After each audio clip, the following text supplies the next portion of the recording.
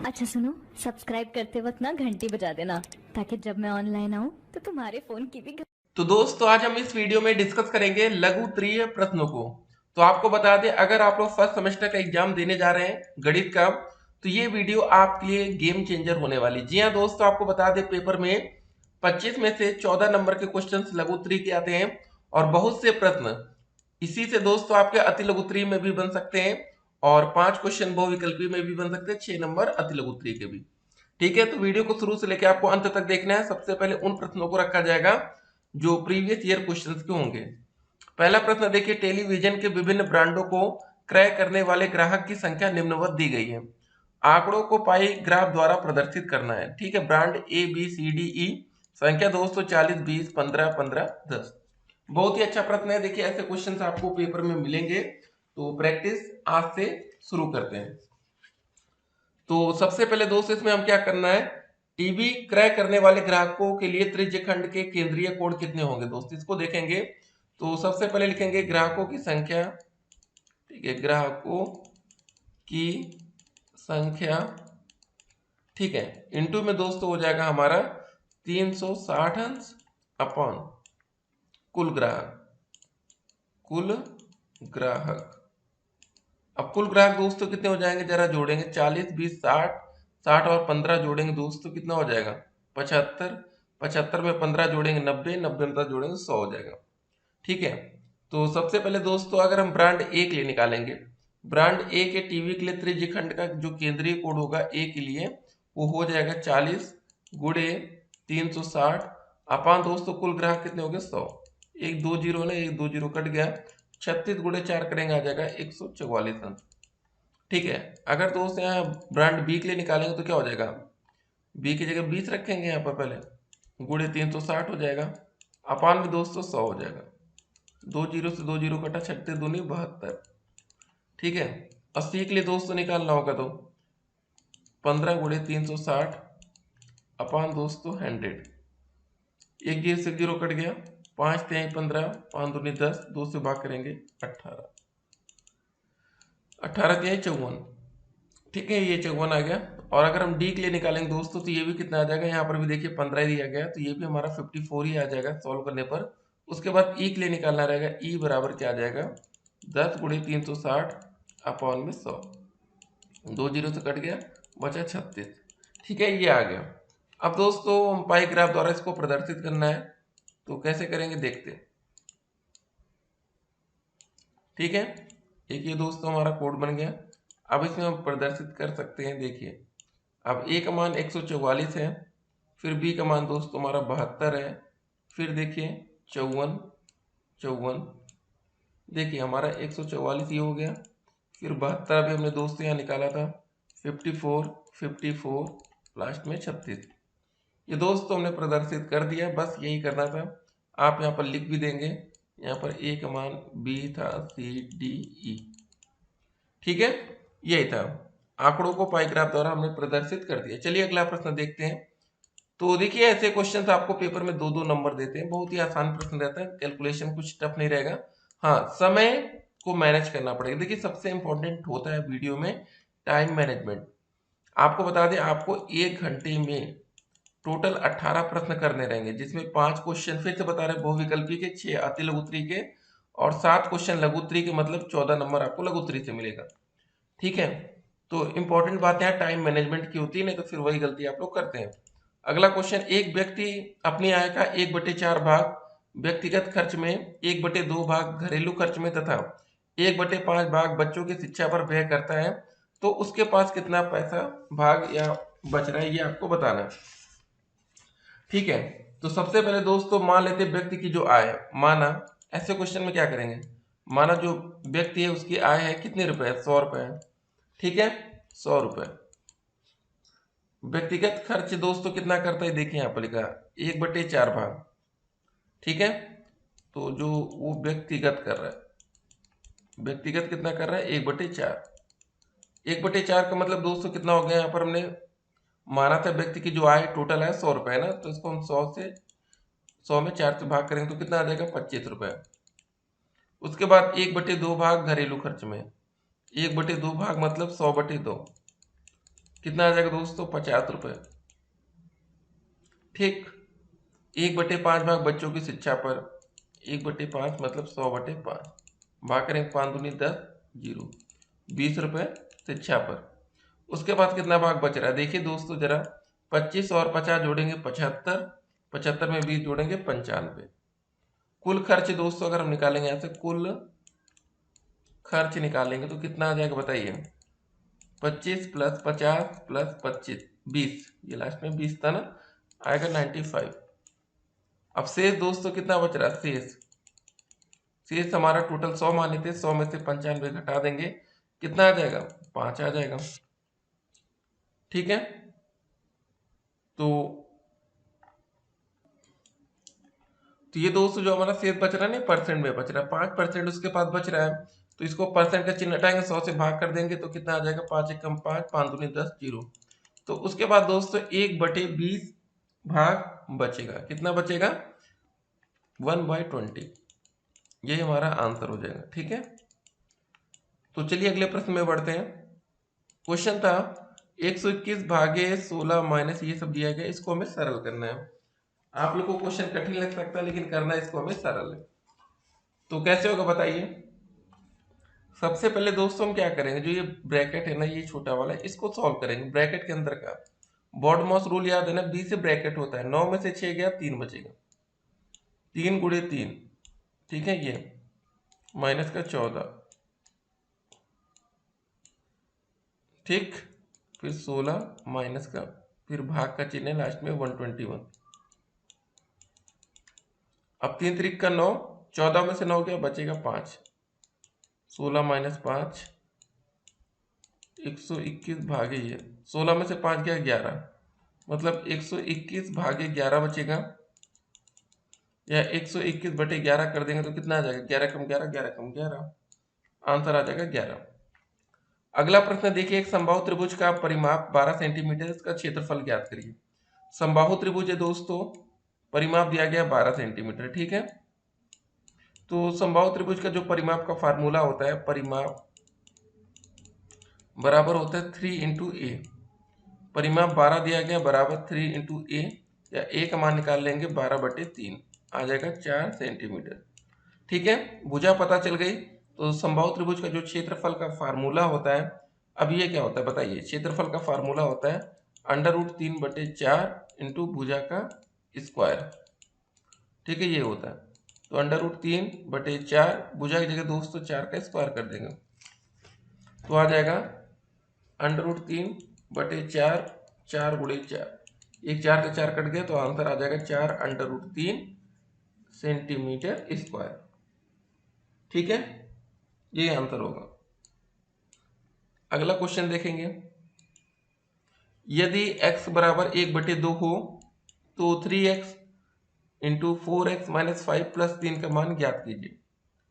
अब इसमें एक काम कर सकते हैं, या तो x का मान हम पहले ही रख दें, या तो इसको हम बाद में रख सकते हैं। ठीक है, तो चलिए करके देखते हैं। x की जगह में कितना रखना है? 1/2। तो ये देखिए क्या दे रखा है, पहले 3x की जगह रखेंगे 1/2, 4 इंटू 1/2 माइनस का 5 प्लस का 3। ठीक, ये हो जाएगा हमारा 3/2, ये 2 दूनी 4। ठीक है, 2 और 5 में से घटेगा तो कितने बचेगा? माइनस का 3 प्लस का 3। ठीक है, अब ये देखिए आप कंफ्यूजन में आएंगे, यहाँ पर ये 3 गुणे 3 करेंगे, 3 त्रिक का 9/2 प्लस का 3, एलसीएम लेंगे दोस्तों, माइनस का 9/2 प्लस का हो जाएगा 6/2, 9 में से 6 घटेगा, कितना बचेगा? माइनस का 3/2। अब आप यहाँ पर गलती क्या कर सकते हैं देखिए, बहुत से बच्चे जो गलती करेंगे वो इस स्टेप में कर सकते हैं।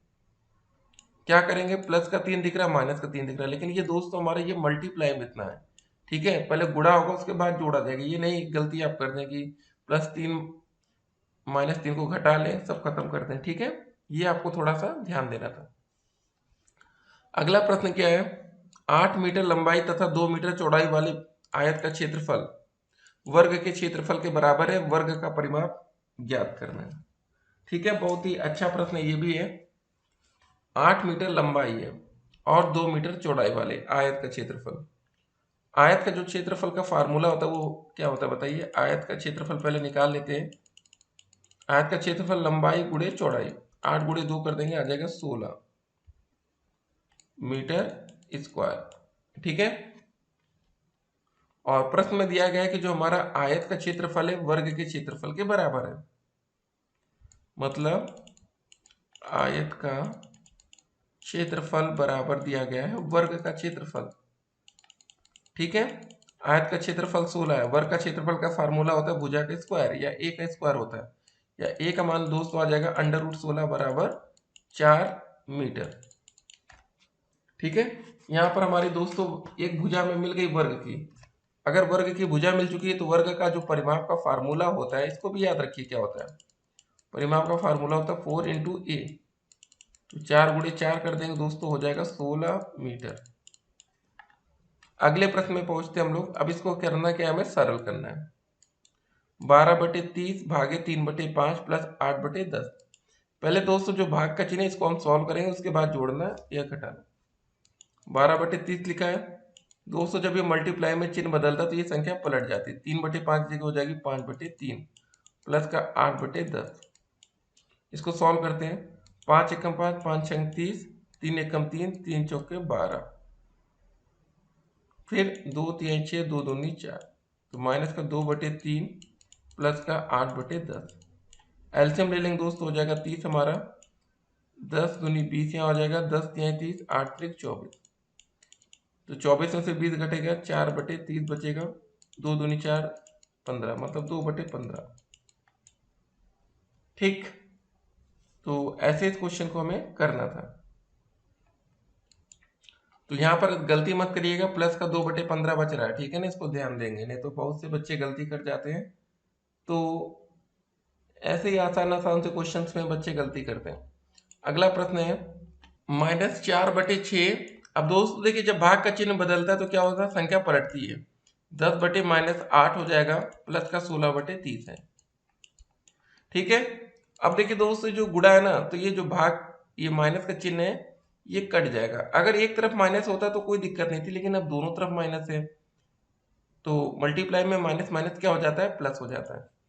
तो ये दोस्तों हटेगा। ठीक है। अब इसको सॉल्व करते हैं। 2 3 6, 2 दूनी 4, 2 चौके 8, 2 पंजे 10, तो ये हो जाएगा दोस्तों हमारा 10/12 प्लस का 16/30, 2 पंजे 10, 2 छंग 12। ठीक है, इसको और सॉल्व कर लेते हैं। तो 5/6 प्लस 16/30 हो जाएगा। इसमें दोस्तों क्या करेंगे, हर में 5 से मल्टीप्लाई कर देंगे, तो बचेगा, क्या हो जाएगा देखिए, 25/30 प्लस का 16/30। अब यहाँ क्या हो जाएगा दोस्तों, हमारा 30 हमारा दोस्तों देखिए दोनों तरफ दिख रहा है, हर में 25 और 16 जोड़ देंगे, कितना हो जाएगा, 41। ठीक है, ये हमारा आंसर हो जाएगा। तो देखिए कभी कभी क्या होता है, क्वेश्चन में कुछ अलग रहता है। देखिए अब आपको बता दें, जो क्वेश्चन दिया गया था पेपर में ये दिया गया था। अब कुछ किताबों में क्या हुआ, सोल्यूशन यहाँ पर क्या क्या प्लस की जगह इसको माइनस करके कर दिया गया, तो हमारा आंसर बदल जाता है। ठीक है, इसको भी ध्यान रखना है। तो चलिए दोस्तों, आज का अगला प्रश्न देखते हैं। ठीक है, देखिए इसमें हुआ क्या था, जैसे कि हम आपको बता रहे थे, इसमें -4/6 भागे -8/10 दिया गया था क्वेश्चन में। यहाँ पर क्या क्या कैसे सोल्यूशन आया, -4/6 गुणे -8/10, ये देखिए माइनस का चिन्ह यहाँ पर ले लिया गया, प्रश्न में यहाँ प्लस दिया गया था। ठीक है।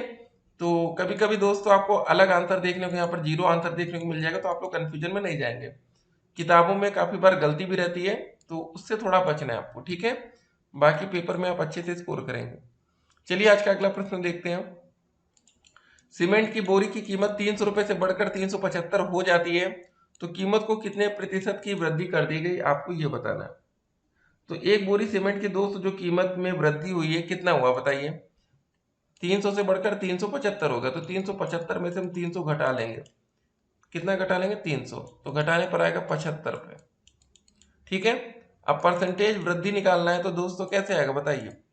जो हमारी वृद्धि हुई है 75, पहले से कीमत कितनी थी, 300 गुणे 100, 2 जीरो से जीरो कट गया, 3 दूनी 6, 3 पचे 15, तो दोस्तों जो हमारी वृद्धि हुई है वो 25% की हुई है। ठीक है, आसान सा क्वेश्चन था।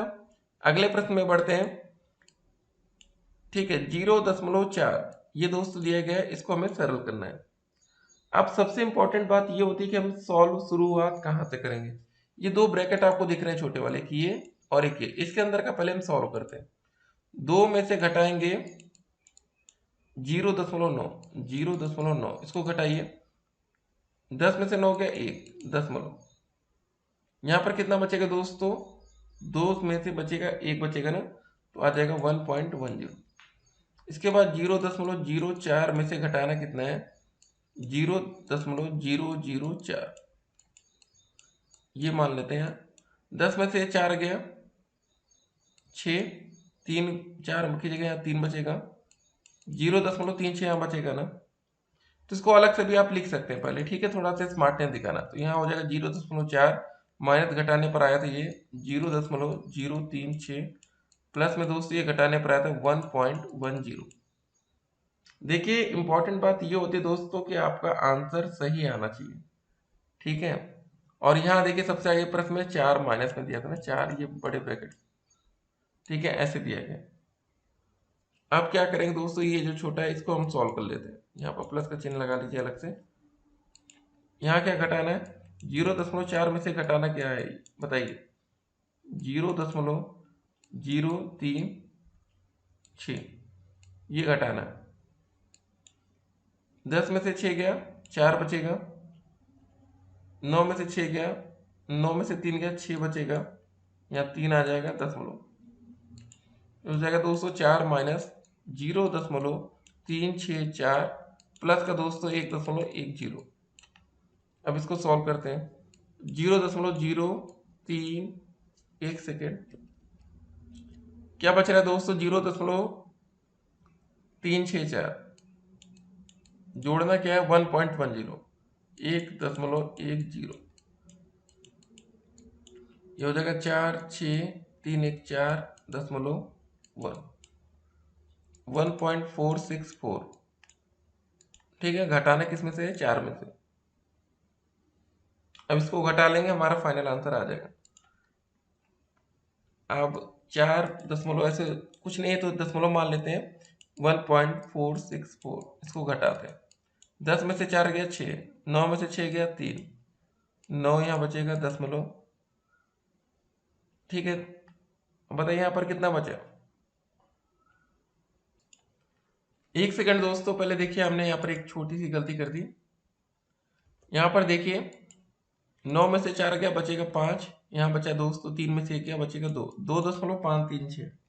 ठीक है, लेकिन एक बात और आपको यहाँ पर बताना चाहेंगे, तो यहाँ हो जाएगा 2.536, ये हमारा आंसर हो जाएगा। लेकिन देखिए समझिए, इस क्वेश्चन में भी एक छोटी सी गलती दी गई है। अभी आप इसको समझिए, जो ये हमारा बड़ा ब्रैकेट लगा है, ये दोस्तों क्लियर नहीं किया गया कि यहाँ तक लगा है कि भैया यहाँ तक लगा है। ठीक है, ये समझना नहीं आता। अगर दोस्तों ये वाला बड़ा ब्रैकेट अगर सिर्फ हमारा यहाँ तक ही लगा है तो क्या होगा दोस्तों, 4 में से होगा, 4 में से घटेगा 0.364, इसको माइनस कर लेंगे, इसको दोस्तों माइनस करेंगे पहले। ठीक है, जो माइनस करेंगे और बाद में प्लस में दोस्तों 1.10 जोड़ लेंगे, तो क्या होगा, जरा जोड़िए, 4 और 1 जोड़ लेंगे तो हो जाएगा 5.10, माइनस का दोस्तों बचेगा, इसको मिटाते हैं, इसको मिटा के दिखाते हैं आपको। ठीक है, माइनस का दोस्त यहां से हमारा बचेगा 0.364। तो किताबों में भी काफी बार गलती दी रहती है, तो आप लोग समझ नहीं पाते। ठीक है, एक सेकेंड आपको बता रहे, तो उसका दोस्तों फिर जो आंसर आएगा यहां से अगर हम इसको घटाएं तो 4.736 आ जाएगा। हमने दोनों पॉसिबिलिटीज आपके सामने रख दी। देखिए क्वेश्चन में दो चीजें हो सकती है इस क्वेश्चन में, या तो आंसर हमारा ये वाला आ जाएगा 4.736 ये, या तो ये वाला आएगा। कैसे आया दोस्तों, ये भी हमने आपको बता दिया। ठीक है, कैसे आया देखिए फिर से आपको बताते हैं। देखिए यहाँ पर जो बड़ा ब्रैकेट ये देखिए ये दिया गया ना, ये वाला, इसका एंडिंग नहीं दिया गया कि यहाँ तक बड़ा ब्रैकेट लगा है कि यहाँ तक लगा है। अगर दोस्तों ये पहला वाला बड़ा ब्रैकेट यहाँ तक लगा है तो इसको दोस्तों सॉल्व करके इसमें से हम जो रहेगा घटा लेंगे। अगर ब्रैकेट यहाँ तक लगाए तो ये दोस्तों जो माइनस का चिन्ह है सब अंदर तक जाएगा ना एकदम। तो ठीक है, ये कंडीशन थी। तो अब पेपर में आपके सामने कैसा भी प्रश्न है, आपको डरना नहीं है, आपको लॉजिक के साथ, मेथड के साथ सही सही क्वेश्चंस करना है, ठीक है। अगर आपको कोई डाउट होगा तो कमेंट बॉक्स आपका है, व्हाट्सएप नंबर हम आपको इस वीडियो में देंगे, आप लोग हमें व्हाट्सएप पर मैसेज भी कर सकते हैं। चलिए दोस्तों, अब देखते हैं आज का अगला प्रश्न। तो दोस्तों अगला क्वेश्चन क्या रहा हमारा कि विभिन्न वर्षों में एक विद्यालय के शिक्षार्थियों की कुल संख्या निम्नलिखित सारणी द्वारा प्रदर्शित है। वर्ष आप दोस्तों देख सकते हैं 2000, 2002, 2004, 2006, 2008। शिक्षार्थियों की संख्या दोस्तों 400, 500, 700, 600 और 800। अब देखिए इसमें हम एक पैमाना मानते हैं। आप ये दोस्तों एक पैमाना देखिए, इस तरह का आप फिगर बनाए, इसके बराबर आपने 100 शिक्षार्थी मान लिया। अब दोस्तों यहाँ पर 400 शिक्षार्थियों की संख्या, इसको अगर हम 100 से भाग कर दें, 500 को भी 100 से भाग करेंगे, इससे देखिए फायदा क्या होगा। ठीक है, इसको भी 100 से भाग करेंगे, इसको भी 100 से। अब देखिए 400 को 100 से भाग करें तो हमें ये जो फिगर है 4 बार ड्रा करना पड़ेगा। अब मान लेते दोस्त ये पैमाना हम 50 का मानते, तो 400 को भाग करते 50 से तो कितना होता, 5×8 = 40। तो दोस्तों हमें ये जो फिगर 4 बार आप देख रहे हैं, इसको हमें 8 बार बनाना पड़ता है, सब संख्या डबल हो जाती। यहाँ पर वर्ष 2002 है। ठीक है, तो ये हो गया दोस्त, यहाँ पर हमारा 4 आ गया, यहाँ पर दोस्तों भाग करने पर 5 आया, यहाँ पर भाग करने पर 207 आया। देखिए 3 3 6 7 फिगर है। यहाँ पर भाग करने पर 6 आया था, और यहाँ पर भाग करने पर 3 3 6 2 8 आया था। ठीक है, ये सवाल हो गया। अगला प्रश्न देखते हैं। एक वर्ग का परिमाप 225 सेंटीमीटर है। इस वर्ग की भुजा का मान ज्ञात कीजिए। यदि इस वर्ग की भुजा 2 सेंटीमीटर कर दी जाए तो प्राप्त वर्ग का परिमाप भी हमें ज्ञात करना है। बहुत ही अच्छा प्रश्न है, चलिए करने का प्रयास करते हैं। प्रथम शर्तानुसार दोस्तों क्या है कि जो हमारा वर्ग का परिमाप दिया गया है 225 सेंटीमीटर, ये देखिए 225 सेंटीमीटर वर्ग का परिमाप है।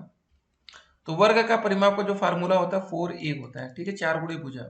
यहाँ से हम भुजा अगर निकालना चाहेंगे तो 225/4 कर देंगे, तो भाग करने पर दोस्तों हमारा आ जाएगा 56.25 सेंटीमीटर। ये दोस्तों हमारी वर्ग की भुजा आ गई। अब दोस्तों देखिए इस वर्ग की भुजा का मान ज्ञात कर लिया हमने। यदि इस वर्ग की भुजा 2 सेंटीमीटर कर दिया जाए, जो हमारी सेकंड दोस्तों शर्त दी गई है, वर्ग की भुजा 2 सेंटीमीटर ठीक है कर दी जाए तो प्राप्त वर्ग का परिमाप ज्ञात कीजिए। अब दोस्तों 2 सेंटीमीटर हमें कम करना है। ठीक है, वर्ग की भुजा 2 सेंटीमीटर कम कर दी जाए, ये सवाल था जैसे। तो ये जो 56.25 हमारा दोस्तों आया है, ये भुजा आई है, इसमें हम 2 घटा लेंगे तो हमारा आ जाएगा 54.25 आ जाएगा। ठीक है, ये वर्ग की भुजा आ जाएगी। तब हमें वर्ग का परिमाप ज्ञात करना है। तो फिर ये जो भी आएगा, तो वर्ग का परिमाप का फार्मूला क्या होता है बताइए, 4 गुणे भुजा होता है। तो 4 गुणे भुजा दोस्तों ये नहीं आ गई हमारी 54.25। अब इसको मल्टीप्लाई कर देंगे तो ये आ जाएगा हमारा 217 सेंटीमीटर। ठीक है, ये आंसर हो गया। कितना आसान था करना, देख सकते हैं। चलिए अगले प्रश्न में बढ़ते हैं। व्यंजक दोस्तों x+2y और 2x+y के योग में 3x+y को घटाने पर प्राप्त व्यंजक आपको लिखना है। ठीक है, पहले इन दोनों को जोड़ना है और इसमें के योग में इसको घटा देना। तो मतलब हम ऐसे लिखेंगे x+2y प्लस में दोस्तों 2x+y, इनको जोड़ के इसमें से घटाना, -3x+y। ये हो गया, इसको सॉल्व कर लेना है। ठीक है, तो x और 2x जोड़ देंगे तो हो जाएगा 3x, 2y y जोड़ देंगे हो जाएगा 3y।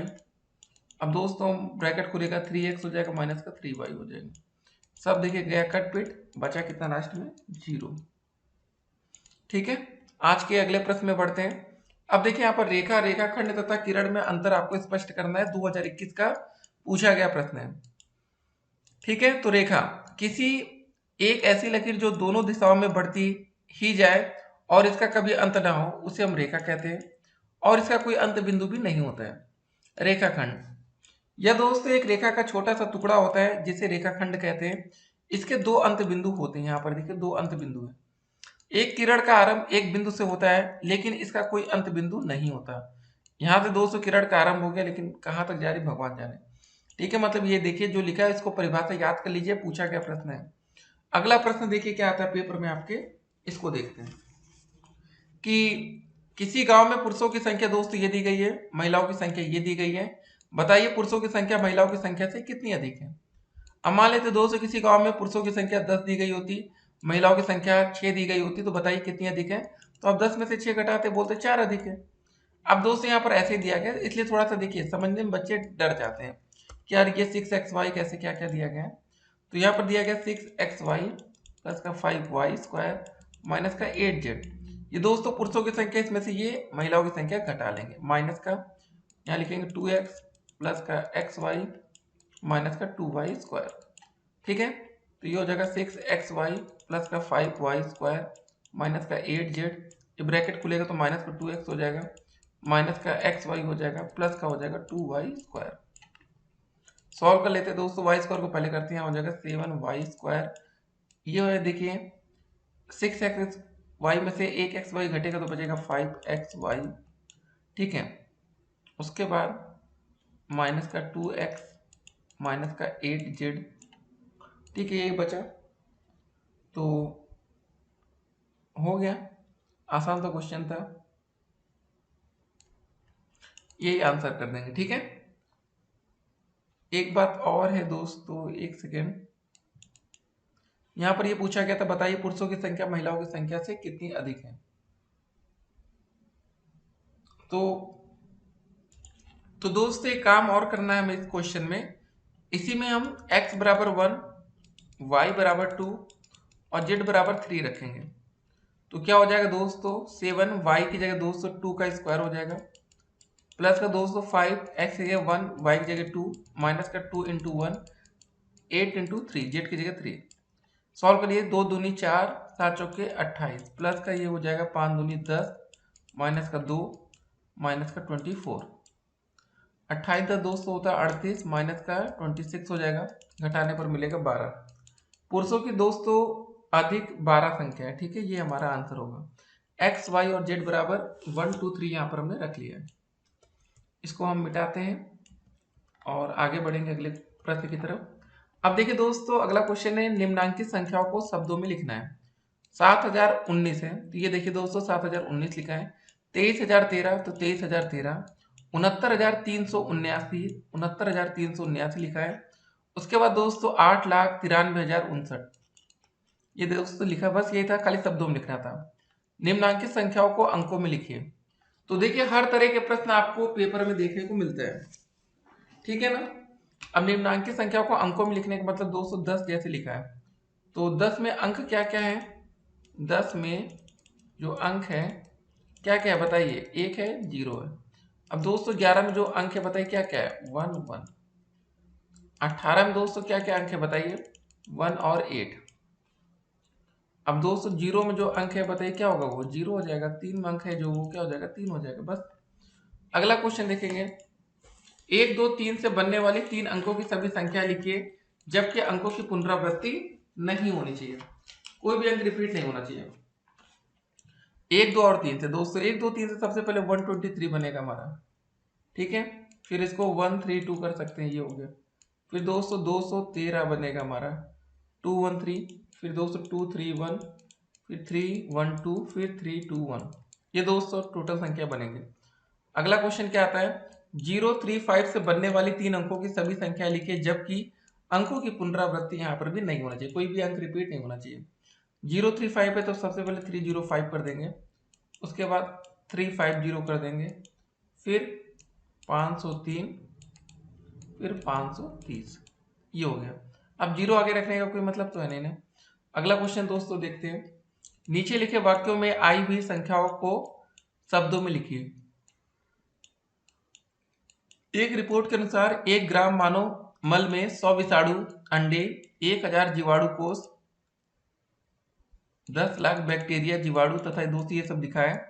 तो देखिए यहाँ पर लिखा है 100 विषाणु अंडे, यहाँ पर ये।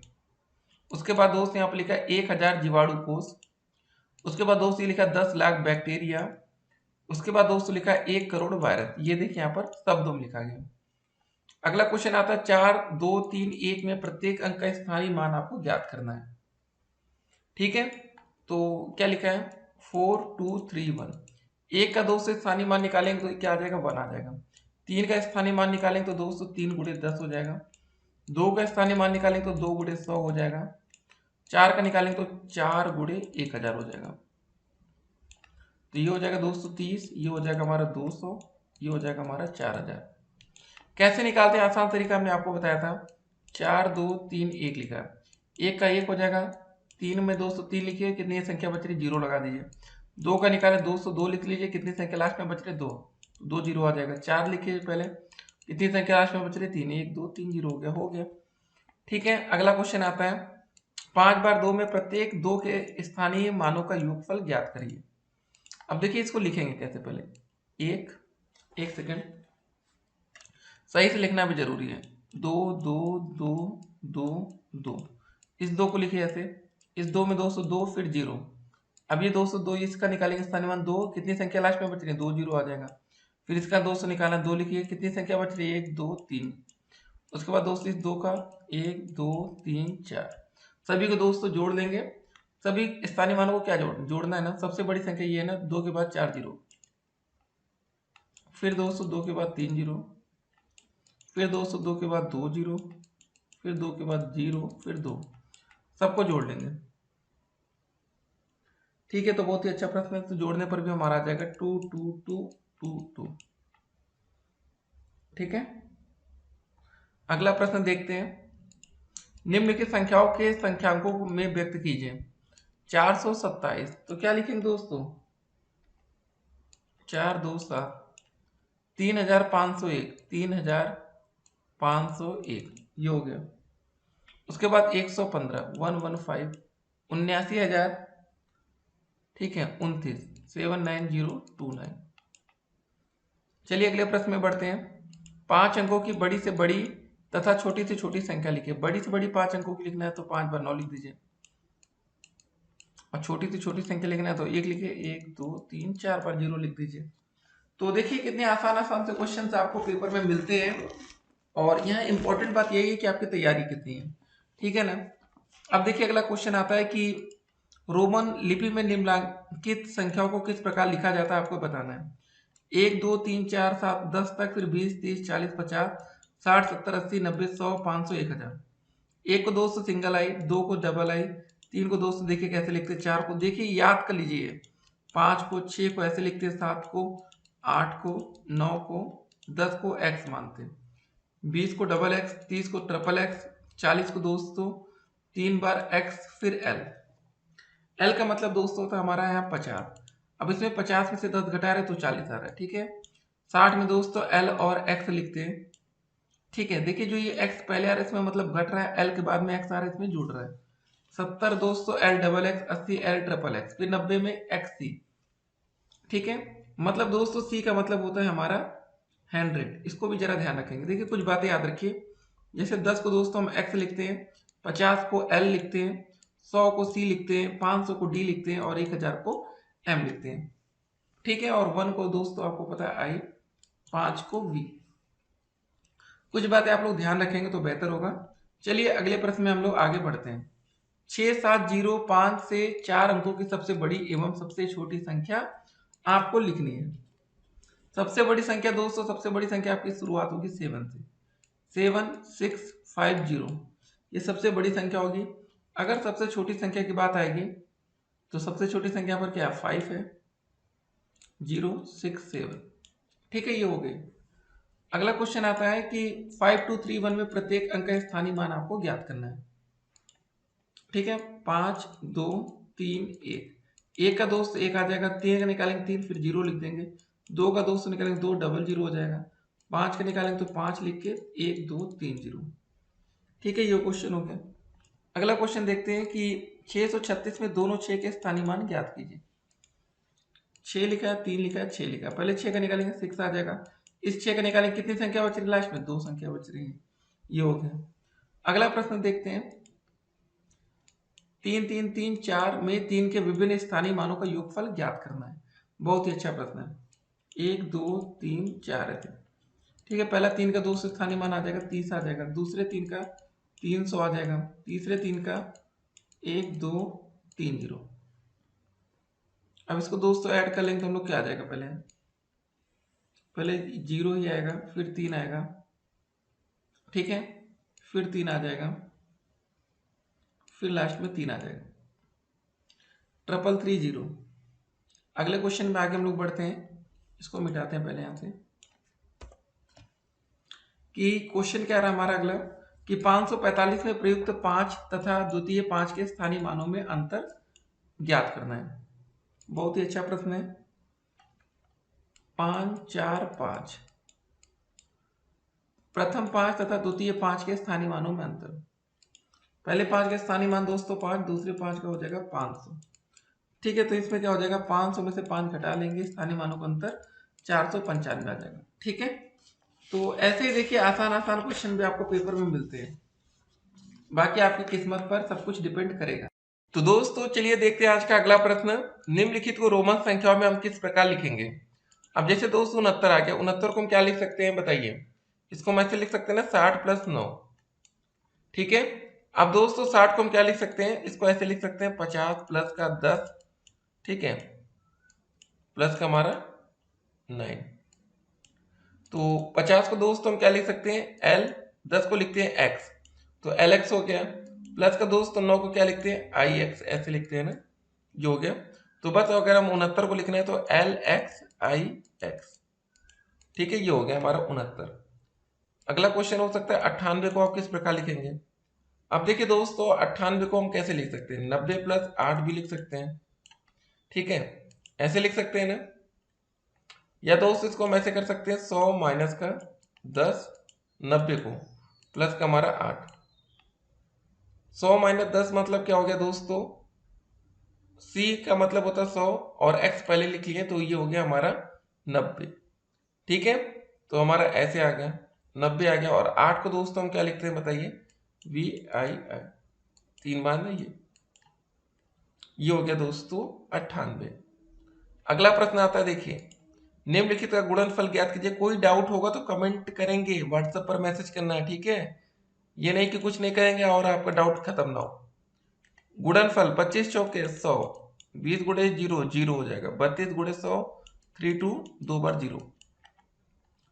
निम्नलिखित का भागफल तथा शेषफल लिखिए। बहुत ही अच्छा प्रश्न है। 0/5 कितना आंसर आ जाएगा 0। 100/1 कितना आंसर आ जाएगा 100। 27/27 27 है ना, 1 आएगा ना भाग करने पर, ठीक है। शेषफल किसी में कुछ बच ही नहीं रहा है और भागफल दोस्तों इसमें आया, ठीक है। तो ऐसे आप लोग को कर लेना है। अगला प्रश्न आता है, यदि भाजक दिया गया है, भागफल दिया गया है, शेषफल दिया गया है, तो भाज्य ज्ञात कीजिए। इसका फार्मूला होता है भाज्य बराबर भाजक गुणे भागफल प्लस शेषफल। अब भाजक दोस्तों हमारा कितना दिया गया है 483, भागफल कितना है 403, शेषफल कितना है 50, ठीक है। इसको सॉल्व कर लेंगे, गुणा और जोड़ना है, हमारा आंसर लास्ट में आ जाएगा 194, ठीक है, 699,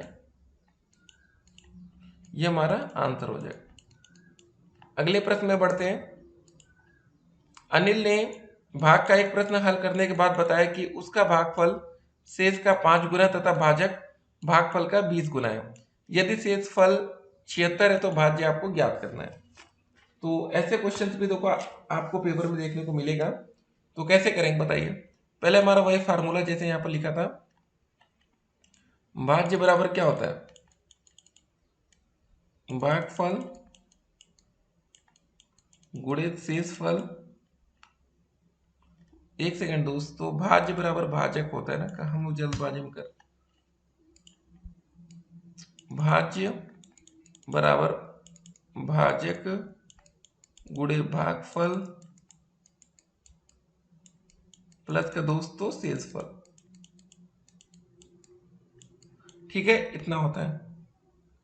दिया गया क्वेश्चन में दोस्तों हमारा जो शेषफल है वो 76 है, ठीक है। और एक बात और लिखा है, अनिल ने भाग का एक प्रश्न हल करने के बाद बताया कि उसका जो भागफल है शेष का 5 गुना है। भागफल क्या है दोस्तों, शेषफल का 5 गुना। शेषफल अगर 76 है तो भागफल कितना हो जाएगा 5 गुना कर लीजिए,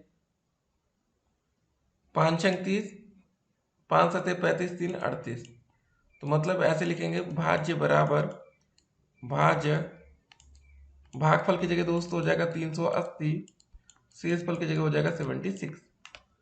ठीक है, जैसा क्वेश्चन दिया गया वैसे ही करना है। और उसके बाद दोस्तों जो भाजक है, यहां पर देखिए क्वेश्चन में क्या लिखा है, ये हो गया भाजक भागफल का 20 गुना है। जो भागफल ये आया था 3800, भाजक कितना गुना है, भाजक हो जाएगा हमारे यहां से 380 गुणे 20, 2 अट्ठे 16, 2 तियां 6, 1 7। ठीक है, एक सेकेंड, 38 दूनी 76 होता है और 2 जीरो ऐसे लगा दीजिए, आ जाएगा हमारा 7600, मतलब 7600 गुणे 380 प्लस में 76। अब इसको दोस्तों सॉल्व कर लेंगे, हमारा फाइनल आंसर आ जाएगा। सॉल्व करने पर हमारा जो आंसर आएगा 28881230। ठीक है, आप लोग इसको सॉल्व करेंगे प्रॉपर तरीके से, गुणा और जोड़ना है। ठीक है, तो ज्यादा आपका समय ना लगे इसलिए हम यहाँ पर जोड़ और गुणा नहीं बता रहे हैं।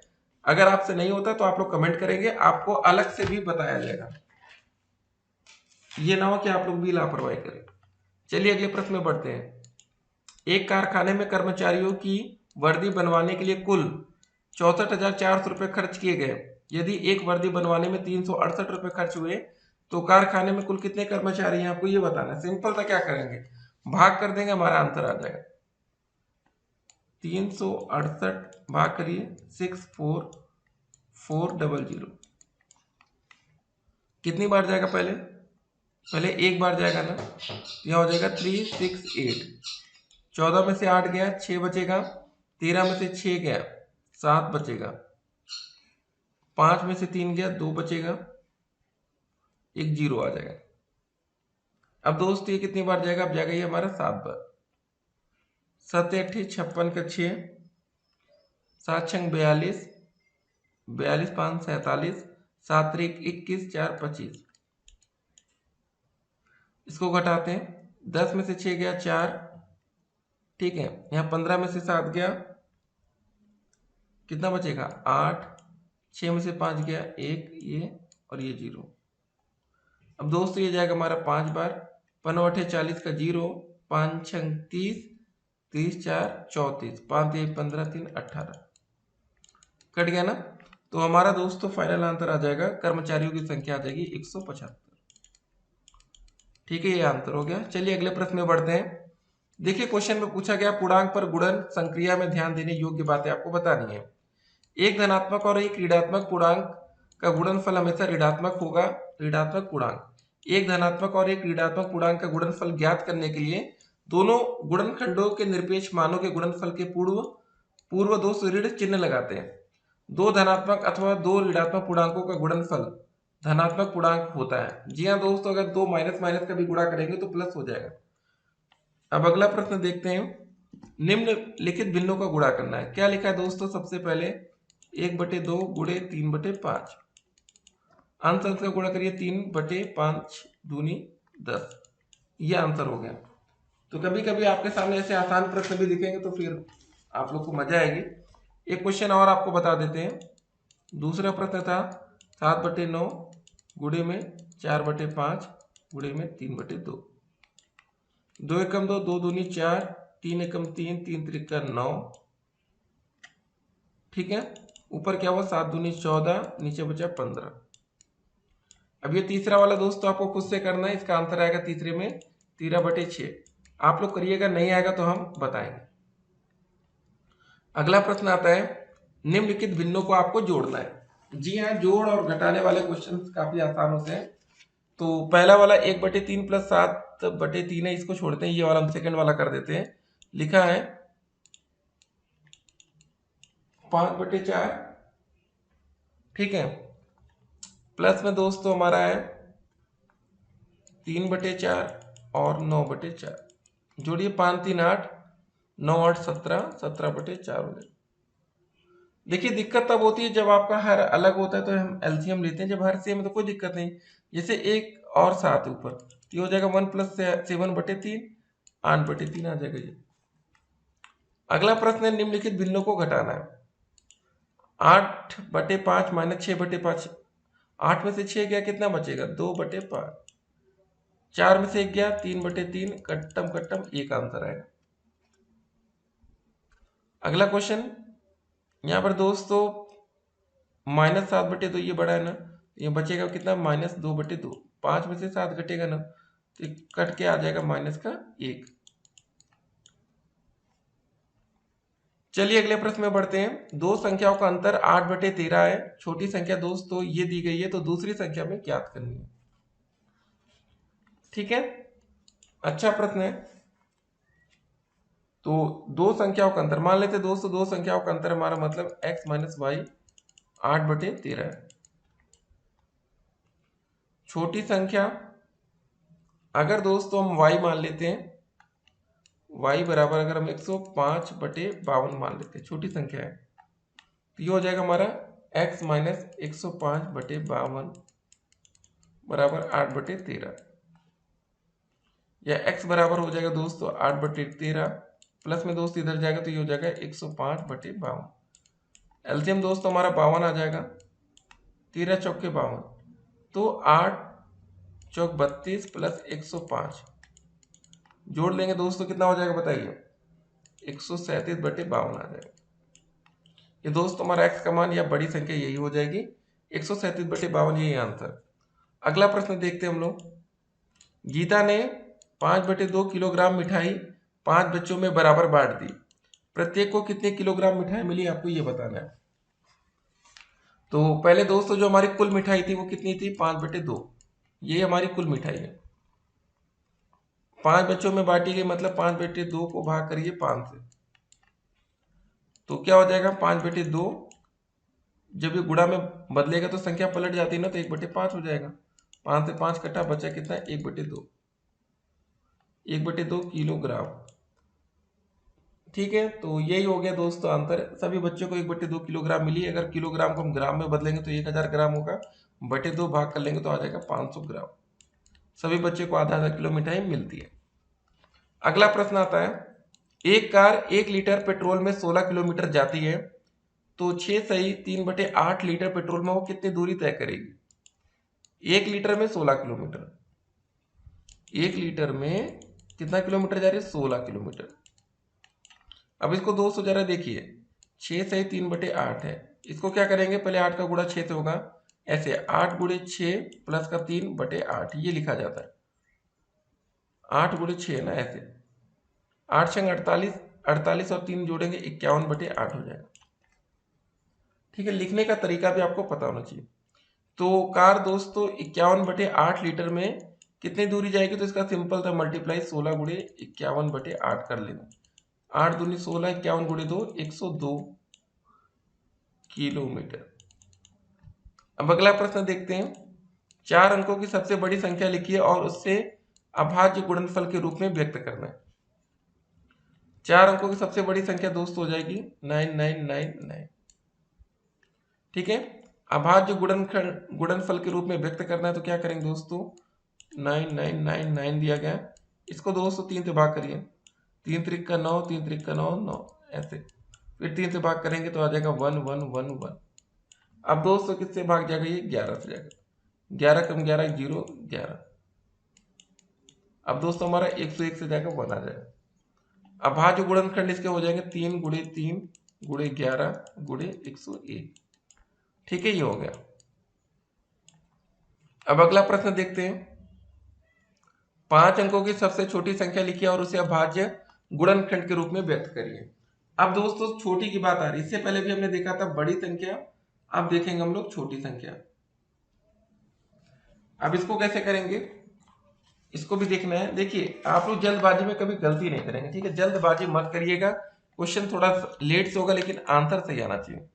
5 अंकों की सबसे छोटी संख्या 1 2 3, 5 अंकों के ये लिख लिया। अब इसको हमें अभाज्य गुणनखंड में व्यक्त करना है। ठीक है, अब इसमें क्या करेंगे, सबसे पहले 2 से भाग करेंगे, फिर अब 2 से भाग करेंगे, ठीक है, फिर 2 से भाग करिए।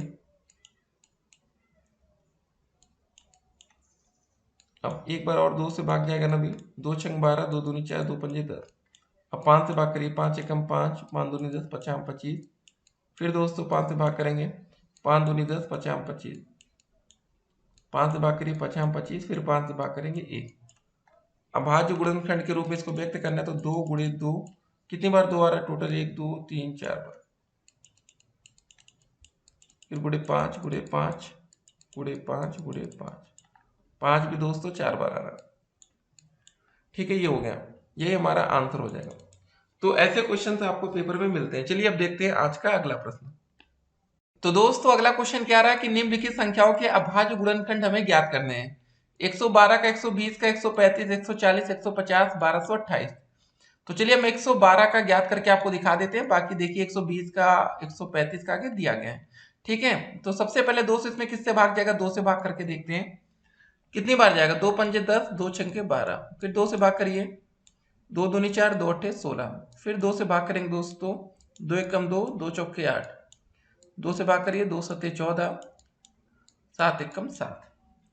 तो इसके जो अभाज्य गुणनखंड बनेगा क्या बनेगा, कितनी बार 2 आएगी, नहीं 4 बार 2 है ना, तो 2 गुणे 2 गुणे 2 गुणे 2 गुणे 7, देखिए लास्ट में 7 था ना।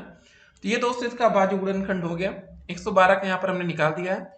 120 का वैसे दोस्तों 2 से भाग करके, सबसे पहले सबसे छोटी संख्या से भाग करते हैं। 135 में 2 से नहीं गया, 3 से भाग करके देखें। 140 में पहले 2 से भाग किए, फिर 7 आए। ठीक, 150 का ये तरीका है, 1228 का ये तरीका है।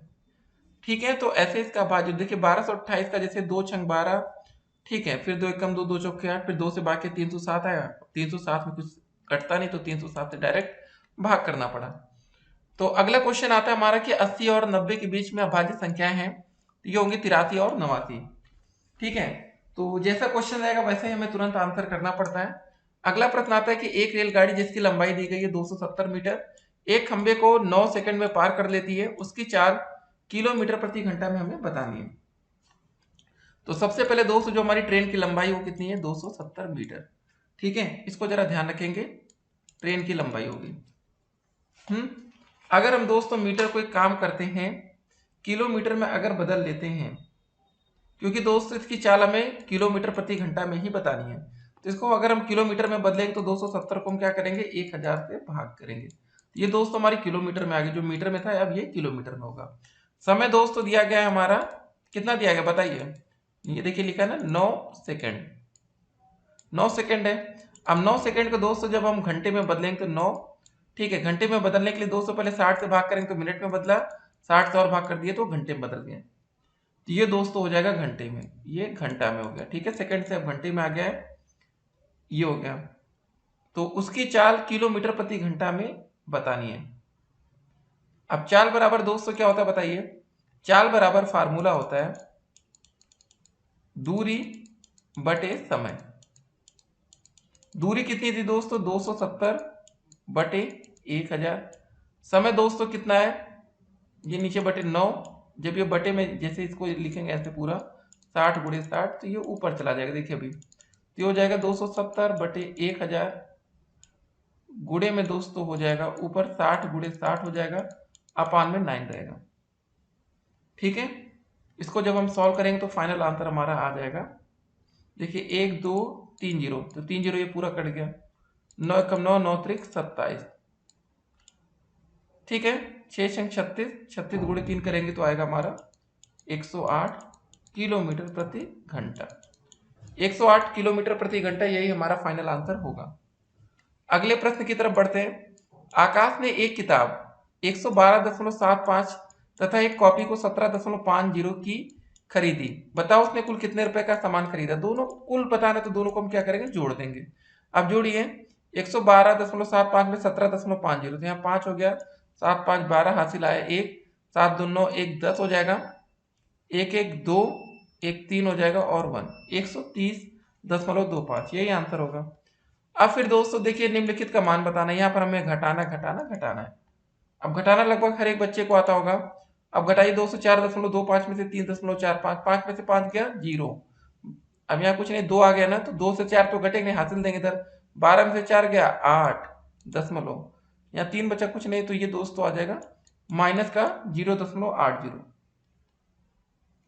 अब इधर भी दोस्तों घटा लेंगे, 15 में 7 गया 8, ठीक है। यहाँ पर फिर यहाँ हासिल दिया गया था ना, यहाँ 5 बचा, 5 में से 9, 15 में से 9 गया 6 दशमलव दोस्तों यहाँ पर क्या था 10 था पहले, अब यहाँ 9 में से 8 गया 1 बचेगा और 2 से 1 11.68।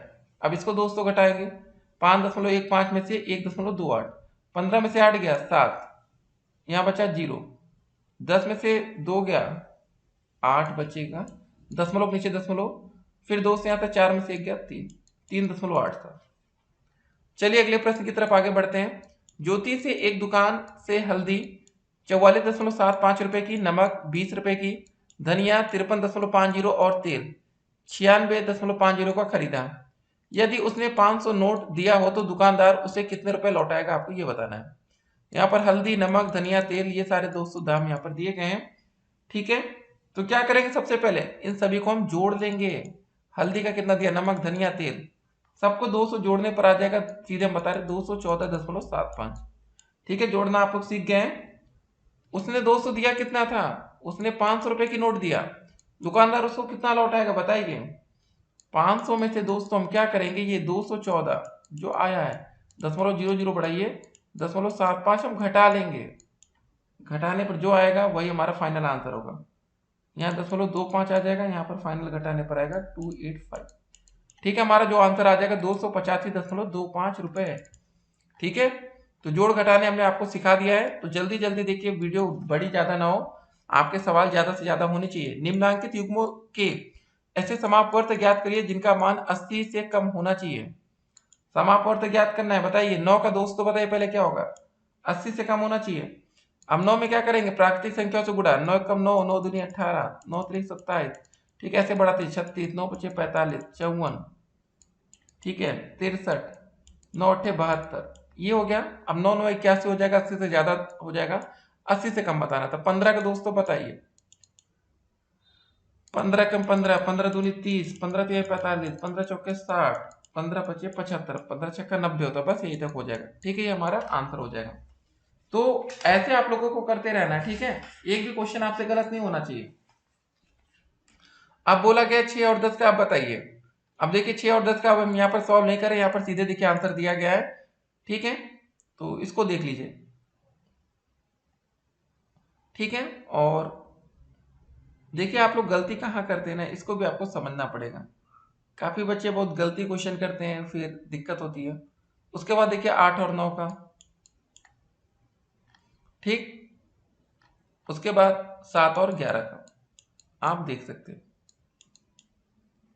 तो एक बात और आपको बताना है, इन सभी क्वेश्चन में दोस्तों में बताना था समापवर्त है। ठीक है, समापवर्त का मतलब जो दोनों में कॉमन हो। देखिए यहाँ पर 15 में 45 कॉमन आया, 9 में भी 45 आया, तो इसका जो समापवर्त होगा वो कितना होगा, 45 होगा। ये हमने क्या निकाला था, अपवर्त, अपवर्त से हमने निकाला समापवर्त, ये समापवर्त है। ठीक है, ये गलती आपसे ना होने पाए। उसके बाद 6 और 10 में बताइए क्या कॉमन आ रहा है, आप बताइए जल्दी से देख के। आप देखिए 6 में 30 आ रहा है, यहाँ पर भी 30 आ रहा है, यहाँ 60 आपको दिख रहा है, यहाँ पर भी 260 दिख रहा है, तो हमारा समापवर्त आ जाएगा 30 और 60। अब इसमें देखिए 8 और 9 में क्या कॉमन मिल रहा है आपको, यहाँ 72 आ रहा है, यहाँ 72 आ रहा है, समापवर्त हो जाएगा 72। 7 का दोस्तों निकालेंगे, 77 दिख रहा है दोनों तरफ, ये 77, ये होगा समापवर्त। अब अगला क्वेश्चन आता है कि 2 अंकों की बड़ी से बड़ी अभाज्य संख्या बताइए। 2 अंकों की बड़ी से बड़ी अभाज्य संख्या 97, क्योंकि यह या तो 1 से या अपनी संख्या से ही भाज्य संख्या, मतलब 97 में या तो 1 से भाग जाएगा या 97 से जाएगा, और ये बड़ी से बड़ी है। अगला प्रश्न आता है कि 1728 के अभाज्य गुणनखंड ज्ञात कीजिए। तो अभाज्य गुणनखंड कैसे निकाला जाता है, अभी हमने आपको बताया था। 1728 का निकालना है, कैसे करेंगे, सबसे पहले दोस्तों 2 से भाग करेंगे, 2 8 16, 2 छंग 12, 2 चौके 8, फिर 2 से भाग करिए, 2 चौके 8, 2 तिहाई 6, 2 दूनी 4, फिर 2 से भाग करिए, 2 दूनी 4, 2 एकम 2, 2 छंग 12, फिर 2 से भाग करेंगे, 2 एकम 2, 0, 2 अट्ठे 16, ऐसे 2 से भाग करते रहेंगे, 54 बार जाएगा। ठीक है, अब फिर 2 से भाग करेंगे 27 बार, 3 से भाग करिए, 3 9 27, फिर 3 से भाग करेंगे, 3 त्रिका 9, फिर 203 से भाग करेंगे 1। तो ये दोस्तों पूरा तरीका है। 2 कितनी बार आ रहा है, 1 2 3 4 5 6 बार 2 आ रहा है, 3 बार 3 आ रहा है। अब देखिए 3 3 6 बार 2 है, 3 बार 3 है, ये दोस्तों तरीका है। ये हमने आपको पूरा तरीका बता दिया। यहाँ पर डायरेक्ट किया गया तो फिर आप कंफ्यूजन में आते हैं। अगले प्रश्न में बढ़ते हैं। 625, 3125, 15625 का महत्तम समापवर्तक गुणनखंड विधि से ज्ञात करना है। अब गुणनखंड विधि दोस्तों क्या हो गया, देखिए एक होता है भाग विधि, सीधे भाग करके हम निकाल सकते हैं। अब दोस्तों हमें 625 का फैक्टर जैसे भी हमने निकाला था 625 का, ये फैक्टर निकालिए, 5 से भाग करिए, इसमें 5 से जाएगा ना, 5 एकम 5, ठीक है, 5 दूनी 10, 5 25, फिर 5 से भाग करेंगे, 5 दूनी 10, 5 25, 5 से भाग करेंगे 5 25, फिर 5 से 1, टोटल 4 बार 5 आ रहा है। इसमें कितनी बार 5 आ रहा है, 3 2 5 बार, इसमें 3 2 6 बार। तो महत्तम समापवर्तक जितनी बार 5 4 बार आ रहा है ना, तो यही दोस्तों मासा हो जाएगा। अगला क्वेश्चन, निम्नांकित का मान ज्ञात करना है। 8 गुणे -4 गुणे -5, -4 -5 को गुणा करेंगे तो प्लस हो जाएगा, तो 5 चौके 20, 20 गुणे 8, ठीक है, तो कितना हो जाएगा दोस्तों, 20 गुणे 8 करेंगे कितना हो जाएगा, 8 दूनी 16, 160। ये दोस्तों इसका आंसर आ गया। अब ऐसे बाकी देखिए यहाँ पर दिया गया है, इसको आप लोग अपने मन से करेंगे, यहाँ पर आंसर दिया गया है, कोई कंफ्यूजन हो कोई दिक्कत हो तो आप कमेंट करेंगे। एक बात और आपको बताना चाहेंगे, जैसे दोस्तों देखिए किसी भी क्वेश्चन में अगर जीरो से गुणा हो रहा है, सब मल्टीप्लाई में है, तो उसका आंसर जीरो ही आएगा, ठीक है, दिमाग आपको नहीं लगाना है यहाँ पर।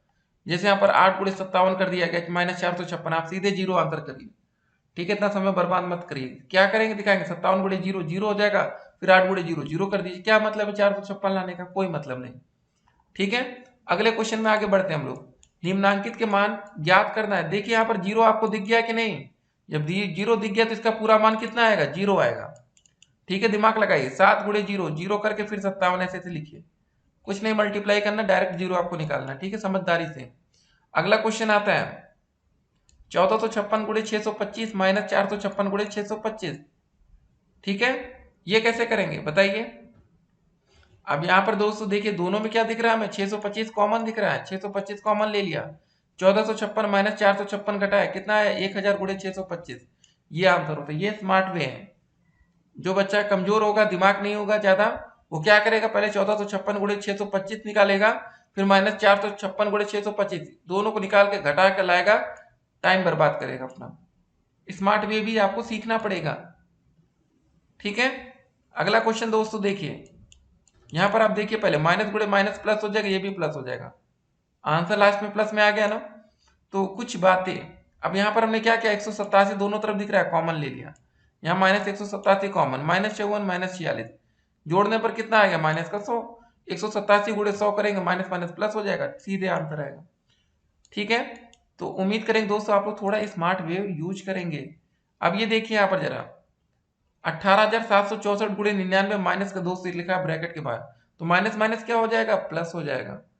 अब ये वाला जो माइनस इंपॉर्टेंट माइनस ये है, ठीक है, ये कुछ मल्टीप्लाई में नहीं था, ये ध्यान रखना, ये गलती आप लोग कर देंगे। अगर ये वाला माइनस ना दिया क्या होता तो सबको मल्टीप्लाई में मान लेते एक बार, लेकिन ये माइनस की वजह से ये माइनस माइनस अंदर प्लस होता है। आप देखिए यहाँ पर इसका दोनों को मल्टीप्लाई, ठीक है, लेकिन एक बात और फिर ध्यान दीजिए, दिमाग 18,764 यहाँ पर भी वही है, कॉमन कर लिए, 99 में एक जोड़ेंगे 100 हो जाएगा, अब सीधे गुणा कर देंगे, ये हो जाएगा।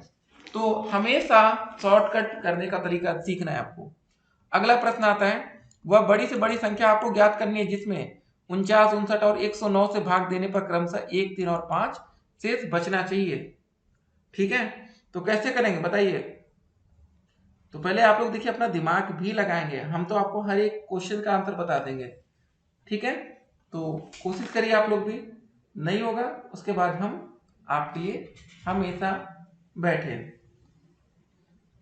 अब देखिए दोस्तों कभी भी ऐसा क्वेश्चन दिख जाए कि भैया इतना इतना शेष है, तो जो भी संख्या सीरियल से दी गई, जैसे 49 में हम क्या करेंगे, 49 में 1 घटाएंगे, 59 में कितना घटाएंगे, 3 घटाएंगे, 109 में कितना घटाएंगे, 5 घटाएंगे, घटाइए, यहाँ पर 48 आ गया, यहाँ पर आ गया 56, यहाँ पर आ गया 104, इतना हमें प्राप्त हो गया है। उसके बाद दोस्तों क्या करेंगे बताइए, उसके बाद दोस्तों हम इसका क्या निकाल देंगे, मासा, क्योंकि हमें बड़ी से बड़ी संख्या बतानी है ना, तो इसका हमें मासा निकालना पड़ेगा। बहुत से तरीका है मासा निकालने का, एक तो सिंपल सा तरीका ये, 48 से 56 में भाग करिए, कितनी बार जा रहा है, एक बार जा रहा है, कितना आ रहा है, घटाने पर घटाइए दोस्तों, यहाँ 8 आ जाएगा, ठीक है, यहाँ पर 48 कर दीजिए, 8 6 48 कट गया, ये मासा 8 आ रहा। अब इसी 8 से भाग कर दीजिए 104 में। 8 एकम 8, 2 4, 8 त्रिक 24। इसका दोस्तों जो महत्तम समापवर्तक आ जाएगा म सब कितना आ गया, 8 आ गया। दूसरा तरीका था, आप सबका फैक्टर निकाल दीजिए। 48 का गुणनखंड करिए 56 104, सब में देख लीजिए कॉमन क्या बन रहा है, सबसे बड़ा संख्या मासा, वही आंसर होगा। ठीक है, हमें मासा ही निकालना था, सिंपल सी बात है। अब चलिए अगले प्रश्न की तरफ हम आगे बढ़ेंगे। ल स निकालना है 16, 44 और 64 का। 16, 44 और 64 का कैसे निकालते हैं बताइए। पहले भाग करिए, 2 से 2 अट्ठे 16, 22 बार जाएगा ये 32 बार जाएगा, 2 से भाग करेंगे, फिर 2 चौक के 8, 1 1 16 बार जाएगा, फिर 2 से 2 से भाग करेंगे, 2 दूनी 4, 1 1 2 अट्ठे 16, 2 से भाग करेंगे, 2 एकम 2 11, 2 चौक के 8, फिर 1 1 1 आ जाएगा, 2 दूनी 4, फिर 2 से भाग करेंगे। ठीक है, यहाँ पर 11 था ना, और लास्ट में 11 से भाग करेंगे, सब खत्म, 1 1 1। 2 कितनी बार आ रहा है, 3, ये हो गया 3 2 3 3 6, तो 1 2 3 4 5 6 गुणे 11। ठीक है, ऐसे दोस्तों हमारा आंसर आएगा, गुणा करने पर आ जाएगा हमारा 704। तो देखिए, आप लोग को हार नहीं मानना है। जो बच्चे नए हैं, देखिए बिल्कुल स्टेप बाय स्टेप हम प्रोसेस बता रहे हैं। अब अगले प्रश्न में बढ़ जाए हम लोग। अगला क्वेश्चन क्या है, वह छोटी से छोटी संख्या बताइए जो 20, 25, 30 और 40 से पूर्णतः विभाज्य होनी चाहिए। क्या करेंगे, ऐसा क्वेश्चन देखते हैं, छोटी से छोटी संख्या जहां दिख जाए क्या निकाल देते हैं, एलसीएम। बड़ी से बड़ी संख्या के लिए एचसीएफ, मतलब मासा, छोटी संख्या में लसा। 20, 25, 30, 40, इसका हम क्या निकालेंगे, लसा। 2 से भाग करिए, 2 दामा 20, 25, फिर 15 बार जाएगा, 20 बार। ठीक है, फिर 2 से भाग करेंगे, 2 पंजे 10, यहाँ 25, यहाँ 15, फिर 2 दामा 20। तो देखिए बिल्कुल हम स्टेप बाय स्टेप दोस्तों आपको इसीलिए बताते हैं कि आपसे कभी गलती ना हो। 2 पंजे 10, अब किससे भाग जाएगा बताइए, 5 25 15 दिख रहा है ना, तो 3 से भाग करिए, 5 25, 3 पचे 15, ये 5। अब 5 से भाग कर देंगे, 1 आ जाएगा, 50 25, 1 1। फिर दोस्तों 5 से एक बार और कर देंगे, 1 1 1 1। 2 कितनी बार आ रहा, 3 बार आ रहा, 3 एक बार, 2 गुणे 2 गुणे 2 गुणे 3 गुणे 5 गुणे 5। ठीक है, तो ये तरीका हो गया दोस्तों लासा निकालने का। तो 2 3 बार है, 3 एक बार है, 5 2 बार है, तो गुणा करने पर सब कुछ आ जाएगा 600। ठीक है, अब चलते हैं अगले प्रश्न की तरफ। देखिए आप लोग को आसानी से हम हर एक क्वेश्चन करके दिखा रहे हैं, अगर यही आप लोग भी प्रैक्टिस करेंगे, ठीक है, ऐसा ना हो कि कल हम आपके साथ ना हो भैया पेपर में, तब आप लोग गलती कर जाए। छोटी से छोटी संख्या बताइए क्या होगा, क्या निकालना होगा हमें, लसाअ। छोटी से छोटी संख्या बताइए जिसमें इसमें भाग देने पर प्रत्येक दशा में 3 शेष बचे। पहले इसका लसा निकाल के उसमें क्या कर देंगे, जो भी लसा आएगा उसमें हम 3 जोड़ देंगे, प्लस कर देंगे। ठीक है, तो हमारा आंसर आ जाएगा। चलिए करके देखते हैं। तो शुरुआत देखिए, सबसे इंपॉर्टेंट बात है कि हम लोग शुरुआत नहीं करते पेपर में, यही गलती होती है। 75, 80, 135। जो बच्चे होशियार होंगे देखेंगे छोटी से छोटी संख्या बोला गया भैया हम लसा निकाल दें, कुछ नंबर तो स्टेप मार्किंग बन जाएंगे ना, लेकिन बहुत से बच्चे ये गलती करेंगे, वो भी नहीं निकालेंगे। 40 बार जाएगा, 135 आएगा, फिर 202 से भाग करेंगे, ये 75, ये 20 बार जाएगा, 135 आएगा। 2 से भाग करेंगे, ये 75 आया, 2 दामा 20, 135। फिर अब किससे जाएगा, ये फिर 2 से जाएगा ना, 2 पंजे 10, 135। अब उसके बारी आती है 3 की, तो चलिए 3 से करते हैं। 3 दूनी 6, 3 पचे 15, 5, 3 चौके 12, 3 पचे 15, फिर 25 आ गया, 5 आ गया, 3 एकम 3, 3 पचे 15। फिर दोस्तों 3 से एक बार और जाएगा, ये 25 रहेगा, 5 रहेगा, 3 पचे 15। अब 5 से ले जाते हैं जरा, 50 हम 25, 1 1, फिर 5 से ले जाते हैं 1 1 1। 2 से कितनी बार आ रहा है, 1 2 3 4 बार 2 आ रहा है, 3 बार 3 आ रहा है, 2 बार 5 आ रहा है। ठीक है, 5 गुणे 5। तो दोस्तों सब कुछ मल्टीप्लाई करने पर आ जाएगा हमारा 10,800। ठीक है, यह डायरेक्ट कर रहे हैं, और हमने बोला था प्रत्येक दशा में 3 शेष बचे, जो भी हमने कहा था लसा आएगा उसमें हम क्या करेंगे, 3 जोड़ देंगे, तो ये हो जाएगा 10,800 3। यही फाइनल आंसर होगा। ठीक है, तो ये क्वेश्चन हो गया। एक बात और आपको बताना चाहेंगे, तो ये हम लोग लसाअ निकालते हैं ना, जो 2 से करें, यहाँ 4 से भी भाग कर सकते थे। ठीक है, हमें भाज्य गुणनखंड तो यहाँ बताना नहीं है, जितना जल्दी हो सके लसाअ में निकालना है। तो इसको भी जरा फॉलो करेंगे अभी आने वाले क्वेश्चन में। अगला क्वेश्चन है, निम्नलिखित को आपको परसेंटेज में बदलना। 3/8 कैसे निकालेंगे प्रतिशत में? जो भी दोस्तों लिखा है उसको क्या करेंगे, 100 से मल्टीप्लाई करिए। 4 दूनी 8, 4 दूनी 8, 4 पंजे 20, 25 तिहाई 75/2, 2 से भाग करिए। 2 तिहाई 6, 2 सत्ते 14, 2 पंजे 10, 37.5%। 2/5 लिखा, इसको भी 100 से मल्टीप्लाई कर देंगे। 5 दूनी 10, 0, 20 चौके 40%। ठीक है, अब 2/25 इसको क्या करेंगे, 100 से मल्टीप्लाई करेंगे। 25 चौके 100, 2 चौके 8%। हो गया तीनों क्वेश्चन। कितने कम समय में हो रहा है ये सब भी देखिए आप लोग, कि पेपर में जब आप लोग के सामने आए तो ऐसा ना हो कि आप लोग ज्यादा समय लगाए। अगला क्वेश्चन, 0.12 को प्रतिशत में बदलिए।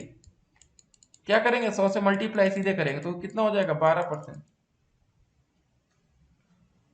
ठीक है, उसके बाद लिखा है 0.04, 100 से मल्टीप्लाई इसको भी कर दीजिए प्रतिशत में बदलने के लिए, तो हो जाएगा 4%। 0.015 इसको अगर हम 100 से गुणा करेंगे, ये वाला कितना आ जाएगा दोस्तों, 1.5%। ठीक है, अगला क्वेश्चन आता है, दशमलव भिन्न में बदलना है। 45% को दशमलव भिन्न में कैसे बदलेंगे, 45 है, परसेंट का चिन्ह जब भी हटेगा क्या होगा, 100 से भाग हो जाएगा, आ जाएगा 0.451 सेकेंड। हमें भिन्न में बदलना है ना। एक काम करिए, भाग करिए। 5 दूनी 10, 0, 5 9 45, 9/20, यही आंसर हो गया, 9/20। 24.5% क्या होगा, 24.5, परसेंट का चिन्ह हटेगा, 100 से भाग होगा, ये दशमलव हटेगा, एक और जीरो आ जाएगा, मतलब 245/1000। ठीक है, तो बस हो गया। एक काम और इसमें हम लोग कर सकते हैं, इसको हम भाग करके देख लेंगे। 5 से भाग करिए, 5 दूनी 10, 200 नीचे हो गया, 5 चौके 20, 4 5 9 45, हो जाएगा 49/200। ठीक है, ऐसे दोस्तों आप ये 17.5 को परसेंटेज में बदलेंगे, नहीं आएगा तो आपको कमेंट करना है। इसका आंसर आ जाएगा 35/200। ठीक है, बदलने का प्रयास करिए, नहीं आएगा कमेंट करिएगा, हम बता देंगे। चलिए अगला क्वेश्चन आता है, निम्नांकित को भिन्न के सरलतर रूप में आपको लिखना है। हम ये क्वेश्चन आपको बताते दोस्तों, बाकी 3 क्वेश्चन होमवर्क के रूप में देंगे, अगर आपसे नहीं होगा तो आप लोग कमेंट करेंगे। ठीक है, इसी बहाने आपकी थोड़ी सी प्रैक्टिस होगी। इसको भिन्न रूप में बदलना, 12% है ना, हमने क्या बोला था, परसेंटेज का चिन्ह हटेगा, 100 से भाग हो जाएगा, बस हो गया। अब इसमें कुछ करना नहीं है, देखिए 4 3 12, 4 दूनी 8, 4 पंजे 20, हो गया ये हमारा 3/25। बस ये हो गया हमारा आंसर। अगला है 15%, इसका दोस्तों जो आंसर आएगा वो आएगा 3/20, ये आपको निकालना है 15% का। 75% का दोस्तों जो आंसर आएगा हमारा 3/4। ठीक है, हम कर सकते हैं, लेकिन आप लोगों को एज ए होमवर्क दिया जा रहा है, आप लोग अभी तुरंत करके निकालेंगे। जैसे हमने 12% का निकाला वैसे आप सब निकालेंगे। इसका आएगा दोस्तों 7/20। अगर आपसे नहीं हो रहा तो कमेंट बॉक्स में कमेंट करेंगे, या हमारा व्हाट्सएप नंबर लिख लीजिए 8738079216, 8738079216 पर हमें व्हाट्सएप पर मैसेज करेंगे। आपको इसका आंसर और कुछ भी जरूरत होगी तो आपको बताया जाएगा। अगला क्वेश्चन आता है, निम्नलिखित को आपको क्या करना है, दशमलव में बदल देना है। 25% हमने क्या बोला, परसेंटेज का चिन्ह हटेगा, 100 से भाग होगा, बस सिंपल सी बात है, ये हो गया।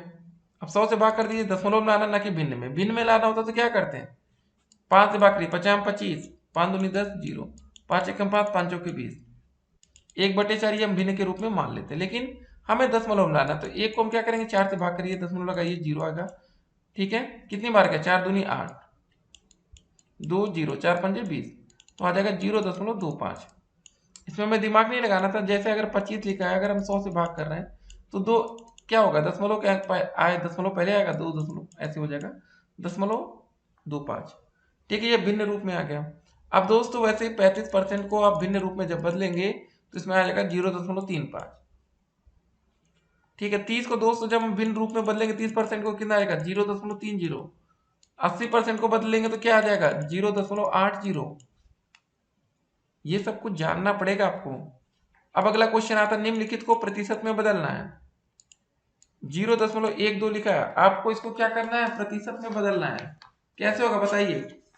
अभी ऐसे क्वेश्चन अभी आपके सामने हमने रखा था, क्या करेंगे बताइए जल्दी से। अगर दशमलव को प्रतिशत में बदलना है तो इसमें हम 100 से मल्टीप्लाई कर देंगे। ठीक है, देखिए सब गलती आप लोग मत करिए, नहीं तो फिर दिक्कत होती है। तो जैसे दोस्तों आप लोग 100 से मल्टीप्लाई करेंगे, और देखिए इसमें होता क्या है ना, आपको हम क्लियर बताते हैं। इसमें हम लोग 100 से मल्टीप्लाई 100 से भाग करते हैं। देखिए होगा क्या, 100 से मल्टीप्लाई करेंगे आ जाएगा हमारा 12 बटे हो जाएगा 100। ठीक है, एक सेकेंड दोस्तों, इसमें ज़्यादा हम लोग दिमाग ना ही लगाएं तो बेहतर है, फिर वही होगा। तो देखिए कभी भी ऐसा क्वेश्चन रहे ना 0.12 या कैसा भी रहे, तो उसमें आप क्या करेंगे, मल्टीप्लाई 100 से करके दोस्तों सीधे आप लोग निकाल लेंगे तो बेहतर होगा। नहीं तो फिर क्या होगा, आप में कंफ्यूजन आएगा कि सर कैसे होगा कैसे होगा। ठीक है, तो देखिए तरीका ये होता है कि इसमें आप 100 से मल्टीप्लाई 100 से भाग कर दीजिए, तो होगा क्या, प्रतिशत में बदलने के लिए 0.12 गुणे 100 और आगे लिखा रहेगा 1/100। ये दोस्त हो जाएगा 12, 1/100 का मतलब ये परसेंटेज का चिन्ह हो जाएगा। ठीक है, ऐसे आपका आंसर आ जाएगा। जैसे लिखा 0.03, अगर आपको इसको प्रतिशत में बदलना है तो 0.03 इसमें हम 100 से मल्टीप्लाई कर दें, 100 से डिवाइड कर दें। ठीक है, तो ये हो जाएगा 0.03 गुणे 100 को एक तरफ रखें एक ब्रैकेट में और दूसरे में 1/100। तो ये दोस्तों आ जाएगा 3, 1/100 को परसेंटेज मान लेते हैं। ये दोस्तों तरीका होता है। वैसे 0.025 को आप लोग प्रतिशत में बदल के बताएंगे, इसका आंसर आएगा 2.5। ठीक है, आप लोग करके बताएंगे कैसे आए। अगला क्वेश्चन है हमारा, मनीष ने बाजार से 5 दर्जन केला खरीदा, यदि 20% खराब निकल गए तो शेष अच्छे बचे केलों की संख्या आपको ज्ञात करनी है। ठीक है, 5 दर्जन केले मतलब 5 गुणे 12 कर दे, टोटल केले हमारे पास 60 थे। 20% अगर उसका खराब निकल गया तो 60 का 20% निकालिए, 60 गुणे 20/100। 2 जीरो से 2 जीरो कटा, 6 दूनी 12, मतलब 12 केला हमारा खराब निकल गया। तो सिंपल सी बात है, टोटल 60 केले 12 खराब निकल गया, घटा लीजिए 48 केले अच्छे बचे, 48 आंसर आ जाए। अगला प्रश्न आता है, एक बाग में 30% जामुन के पेड़ है, शेष आम के हैं, यदि बाग में पेड़ों की संख्या 600 है तो आम के पेड़ों की संख्या कितनी होगी। एक बाग में 30% जामुन है, बाग में पेड़ों की संख्या टोटल कितनी है 600, 600 का 30% निकाल लीजिए, 2 जीरो से 2 जीरो कट गया, 180 पेड़ दोस्तों हमारे क्या आ जाएगा यहाँ से, यह आ जाएगा जामुन। टोटल 600 है, 600 में से अगर हम 180 घटा देंगे तो क्या आएगा दोस्तों बताइए, आम के पेड़ की संख्या आ जाएगा 0, 10 में से 8 गया 2, 5 में से 1 गया 4, 420 संख्या आ जाएगी आम के पेड़ों की। अगला क्वेश्चन आता है हमारा, एक साइकिल 1800 रुपए में बेचने पर 10% की हानि हो रही है, साइकिल का क्रय मूल्य बताइए।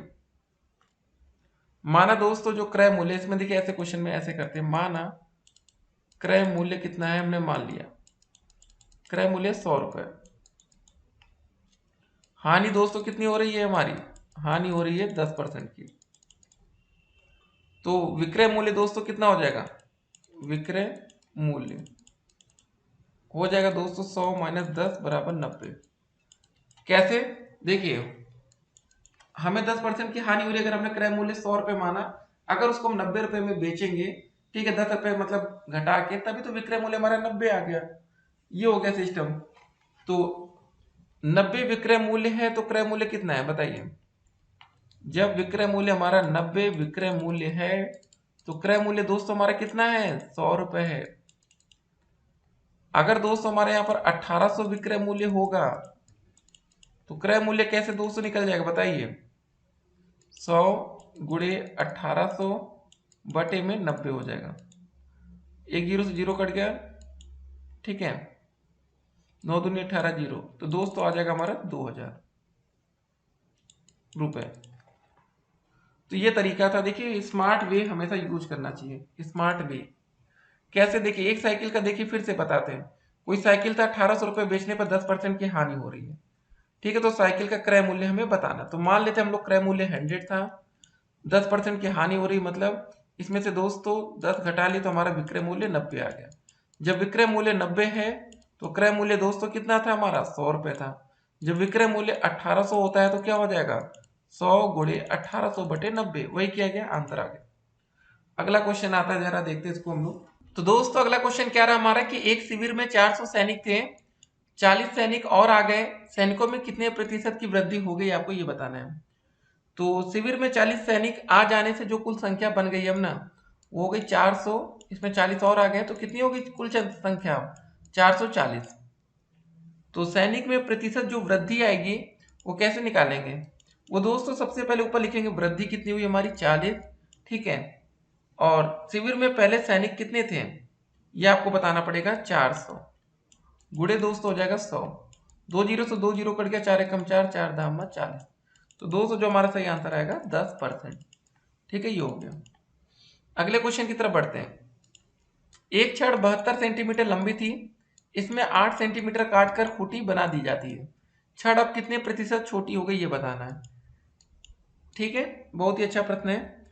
अब देखिए खूंटी की जो लंबाई है वो कितनी है 8 सेंटीमीटर, छड़ की टोटल लंबाई 72 थी, पहले गुणे 100 कर लीजिए, ठीक है, हो गया क्वेश्चन, बहुत ही आसान प्रश्न था। अब कैसे निकलेगा, 8 एकम 8, 8 9 72, 100 बटे 9 कर देंगे, भाग करिए, 9 एकम 9, 9 एकम 9, 10.11%। अगला प्रश्न, 500 रुपए का 3 वर्ष का 12% वार्षिक ब्याज की दर से साधारण ब्याज ज्ञात करना है। साधारण ब्याज का जो फार्मूला होता है साधारण ब्याज, ठीक है, बराबर दोस्तों हमारा होता है मूलधन गुणे दर गुणे समय, ठीक है, बटे में 100। मूलधन हमारा कितना हो गया यहाँ पर 500, दर कितना है दोस्तों 12%, समय कितना है 3 बटे में 100, 2 जीरो से 2 जीरो कट गया, 12 पंजे 60, 60 गुणे 3 हो गया 180, हो गया आंसर। कितना आसान क्वेश्चन था। अगले प्रश्न की तरफ बढ़ते हैं। एक दुकान में 1200 रुपए का कंबल 20% छूट देकर बेचा गया, ज्ञात कीजिए कि कंबल कितने रुपए में बेचा गया।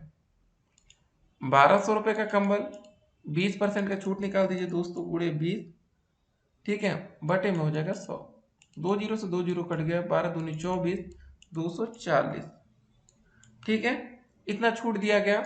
अब कंबल कितने रुपए में बेचा गया ये बताना, तो 1200 रुपए में से 240 घटा लेंगे, 0, 10 में से 4 गया 6, 11 में से 2 गया 9, 960 रुपए में, ठीक है, ये आंसर आ जाएगा। तो ऐसे ही क्वेश्चन आपके पेपर में आते तो आपको देखिए तैयार रहना है।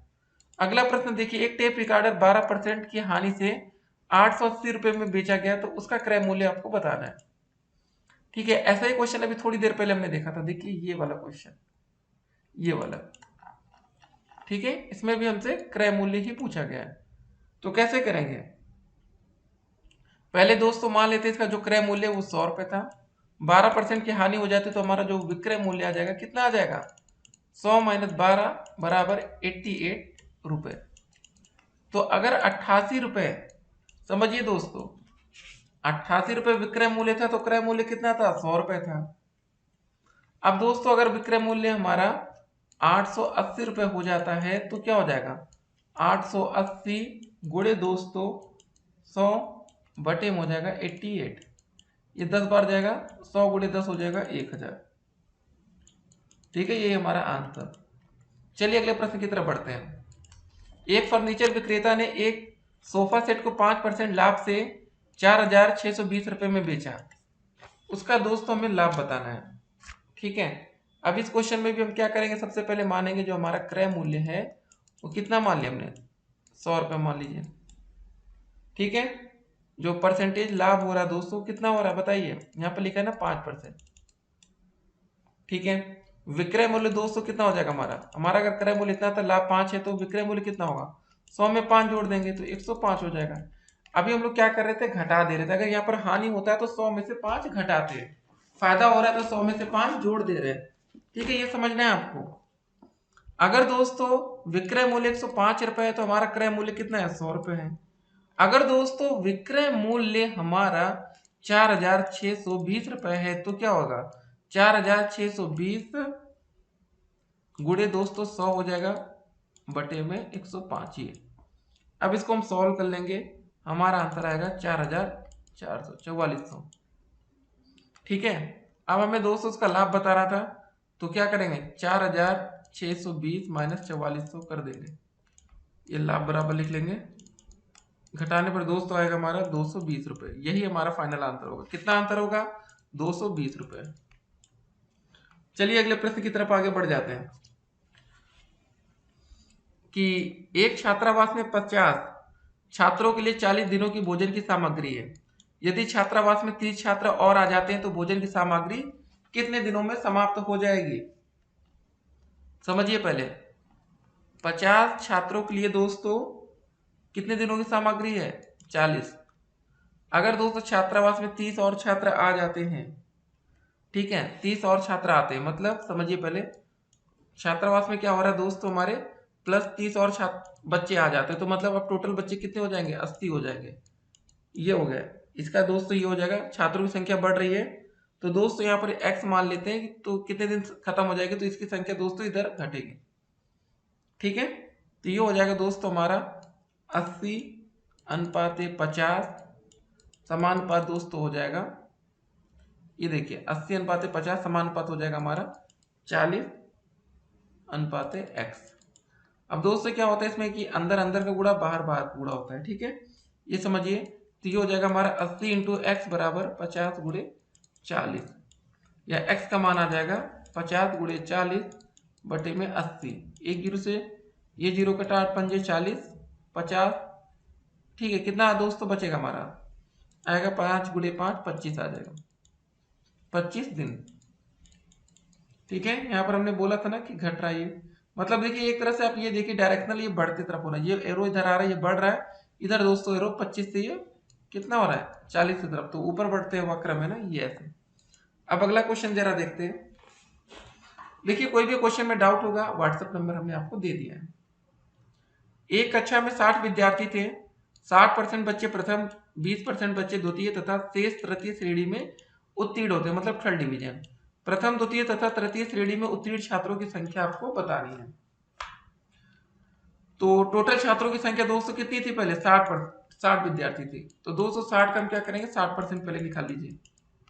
2 जीरो से 2 जीरो कट गया, मतलब ये 36 बच्चे क्या है जो दोस्तों फर्स्ट डिवीजन आ रहे हैं, फर्स्ट डिवीजन आ रहे हैं। ठीक है, सेकंड डिवीजन दोस्तों कितने बच्चे आ रहे हैं? 60 विद्यार्थी का 20% निकालें, 60 गुणे 20 बटे 100, 2 जीरो से 2 जीरो कट गया, 12 बच्चे क्या आ रहे हैं? सेकंड डिवीजन आ रहे हैं। अब से दोस्तों क्या हो जाएगा, देखिए टोटल बच्चे 60 हैं और दोनों संख्या फर्स्ट और सेकंड को जरा जोड़ के थर्ड का निकाल लेंगे।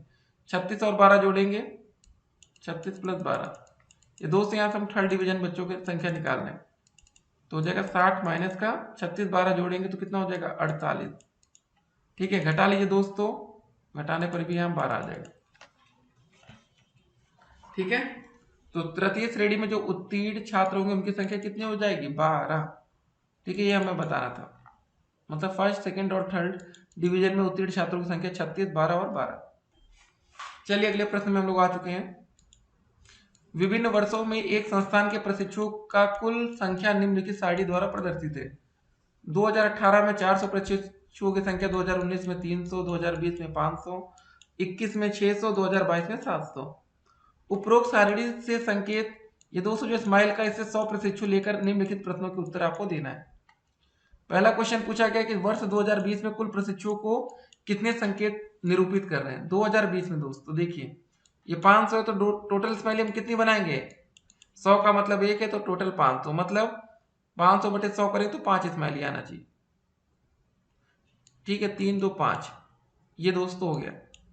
अगला क्वेश्चन, वर्ष 2018 में कुल प्रशिक्षुओं के लिए कितने संकेत आएगा? 2018, ये दोस्तों एक स्माइली का मतलब 100 है ना, तो यहाँ पर दोस्तों 4 है टोटल, तो संकेत हमारे 4 स्माइली आ जाएंगे, 1 2 3 4, ऐसे बढ़िया बढ़िया वाला। ठीक है, हैप्पी स्माइली है ना, हैप्पी फेस, ये हो गया। चलिए अगले प्रश्न की तरफ बढ़ते हैं। बहुत ही आसान प्रश्न देखिए सब होते हैं। अजय के विभिन्न विषयों के प्राप्तांकों का प्रतिशत निम्नवत है। हिंदी, अंग्रेजी, गणित, विज्ञान, सामाजिक विज्ञान, ये सब दोस्तों दिया गया है। उपयुक्त आंकड़ों को बार ग्राफ या दंड आरेख द्वारा निरूपित आपको करना है। ठीक है, पैमाना दोस्तों 1 सेंटीमीटर बराबर 20 अंक। ये दोस्तों देखिए यहाँ पर 20, 40, 60, 80, 100।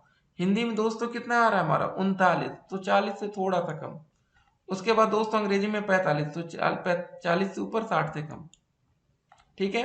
उसके बाद गणित में 75, तो दोस्तों 75 80 से थोड़ा सा नीचे रहेगा, देखिए। उसके बाद दोस्तों विज्ञान में हमारा 80 बिल्कुल ये देखिए इसके बराबर आएगा, और सामाजिक विज्ञान में 90, 100 से थोड़ा सा नीचे। ये हो गया ना, देखिए इतनी आसानी से सारे क्वेश्चन हो जा रहे हैं। तो वही होता है, थोड़ी सी अगर आपकी प्रैक्टिस है तो बहुत ही बेहतरीन नंबर आप गणित में ला सकते हैं। 25 में से 25 नंबर आपके कहीं नहीं गए, बाकी विषयों का नहीं बता सकते लेकिन गणित में आप ला सकते हैं, ठीक है। तो फोकस हमेशा उन विषयों पर होना चाहिए जिसमें हम ज्यादा नंबर स्कोर कर सकते हैं। और आपको बता दें बहुत से बच्चे 12 नंबर लाने में सब कुछ हो जाएगा उनका।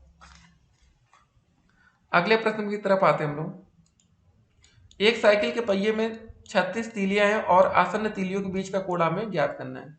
देखिए हम जानते हैं कि जो साइकिल के पहिए की आकृति होती है वो कैसी होती है, वृत्ताकार होती है, ऐसी होती है ना। तो संपूर्ण वृत्त के कोण की माप कितनी होगी बताइए दोस्तों, 360 डिग्री होगी। पहिए में 36 तीलियां और इनके बीच का जो बना कोण होगा वो कैसे निकालेंगे, 360 में हम क्या करेंगे 36 से भाग कर देंगे दोस्तों, आ जाएगा 10 अंश का कोण। इनके बीच में कितने अंश का कोण बनेगा, 10 अंश का। अगला प्रश्न, 6 सेंटीमीटर लंबाई एवं 4 सेंटीमीटर चौड़ाई के आयत की रचना करें एवं उनके विकर्णों को नाप कर संबंध स्थापित करना है। बहुत ही अच्छा प्रश्न है दोस्तों। देखिए आयत ABCD की हमने रचना कर ली, ABCD 6 सेंटीमीटर, ये देखिए यहाँ पर 6 6, ये 4 4 सेंटीमीटर, ठीक है, इतना हो गया। आयत ABCD की रचना की, बिंदु C से B को मिला दिया हमने, C को B से मिला दिया और A को D से मिला दिया, ये विकर्ण हो गए। AD तथा CB इस आयत के क्या है, विकर्ण है।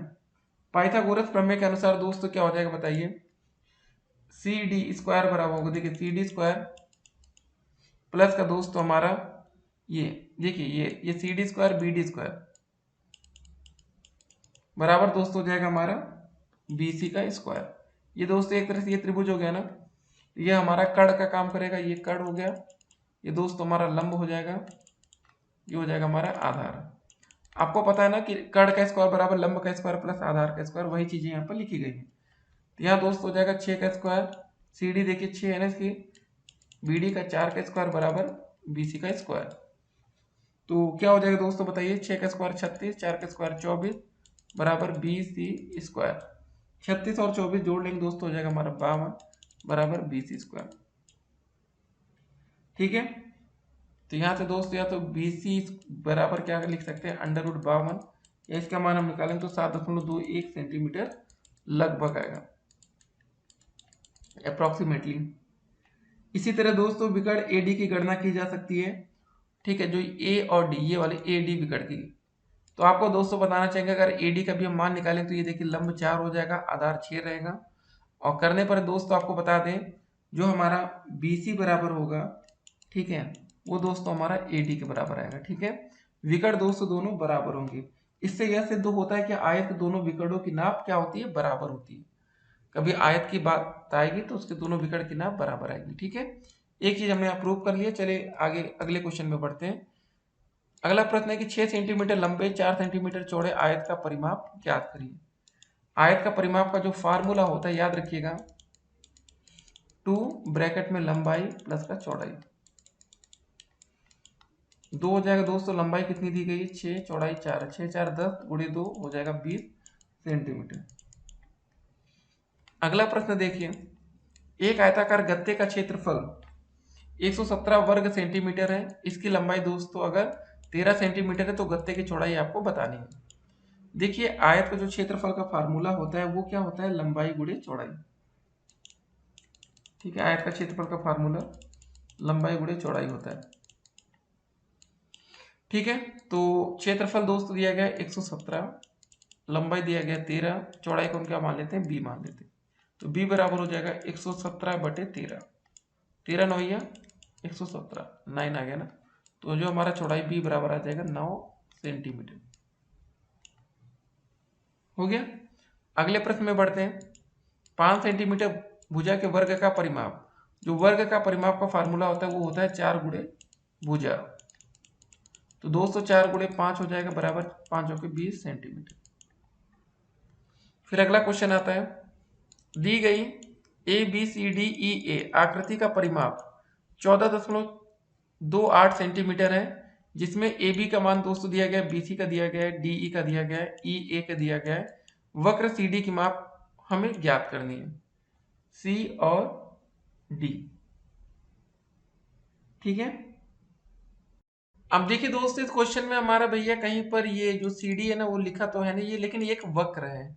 ठीक है, तो एक बात आपको बता दें, इस क्वेश्चन में जो सबसे इंपॉर्टेंट बात है, हमें आकृति का परिमाप दिया गया। परिमाप का मतलब होता है इन सभी का जोड़। जैसे हमारा वर्ग होता है ना, वर्ग का जो परिमाप होता है 4 गुणे भुजा होता है। आपने पता है वर्ग का परिमाप क्या होता है, वर्ग का ये होता है।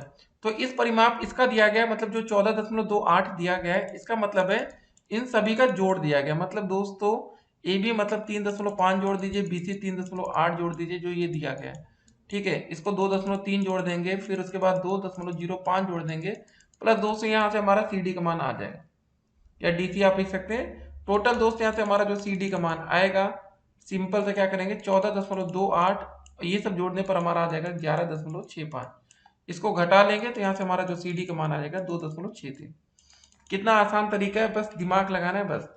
ठीक है, अगले क्वेश्चन में चलते हैं। किसी बहुभुज की समस्त भुजाएं समान है, उसे सम बहुभुज कहते हैं। एक समषष्ठ भुज की एक भुजा की माप दी गई है 2.32। समषष्ठ भुज का परिमाप क्या होगा, आपको ये बताना है। समषष्ठ भुज वर्ग रहता है तो 4 गुणे भुजा, समषष्ठ भुज है तो 6 गुणे भुजा कर देंगे। 6 गुणे एक भुजा की माप, तो 206 गुणे हो जाएगा 2.32। यहाँ पर दिया गया ना एक भुजा की माप, तो इसका जो मल्टीप्लाई करने पर आएगा 13.92 सेंटीमीटर। चलिए अगले प्रश्न में बढ़ते हैं। रमेश के बगीचे में विभिन्न प्रकार के फूलों के पौधे लगाए गए। नीचे दी गई सारणी में इन पौधों की संख्या दी गई है, इन्हें पिक्टोग्राफ के द्वारा आपको प्रदर्शित करना है। गुलाब, गेंदा, जूही, डहेलिया, रजनीगंधा, ये दोस्तों सब कुछ दिया गया है। अब इसमें हम एक काम करते हैं, संकेत बराबर दोस्त हो जाएगा हमारा 5 फूल। ठीक है, हम संकेत मान लेते हैं। देखिए हमें भाई ग्राफ बनाना, तो हम एक संकेत मान लेते हैं। अब जैसे देखिए संकेत हमने मानने से हमको फायदा क्या होगा, फायदा क्या होगा बताइए आप लोग। हमें इसे पिक्टोग्राफ के द्वारा प्रदर्शित करना। जैसे अब हम गुलाब बना रहे हैं, यहाँ पर देखिए गुलाब, तो इसमें हम क्या करेंगे 5 तो 1 2 3 5 संकेत माने, तो मतलब हम क्या किए 30 में 5 से भाग कर दिए, तो 5 6 30। तो यहाँ पर दोस्तों हमने 6 फिगर बना लिए, 1 2 3 4 5 6। अब 25 में हम क्या करेंगे 5 से भाग करेंगे तो 25/5 करेंगे तो 5 आ जाएगा। अब यहाँ पर दोस्तों गेंदा का 1 2 3 4 5। उसके बाद 210 है, 10 में से 5 से भाग करेंगे 2 आएगा, ये दो जूही हो गया।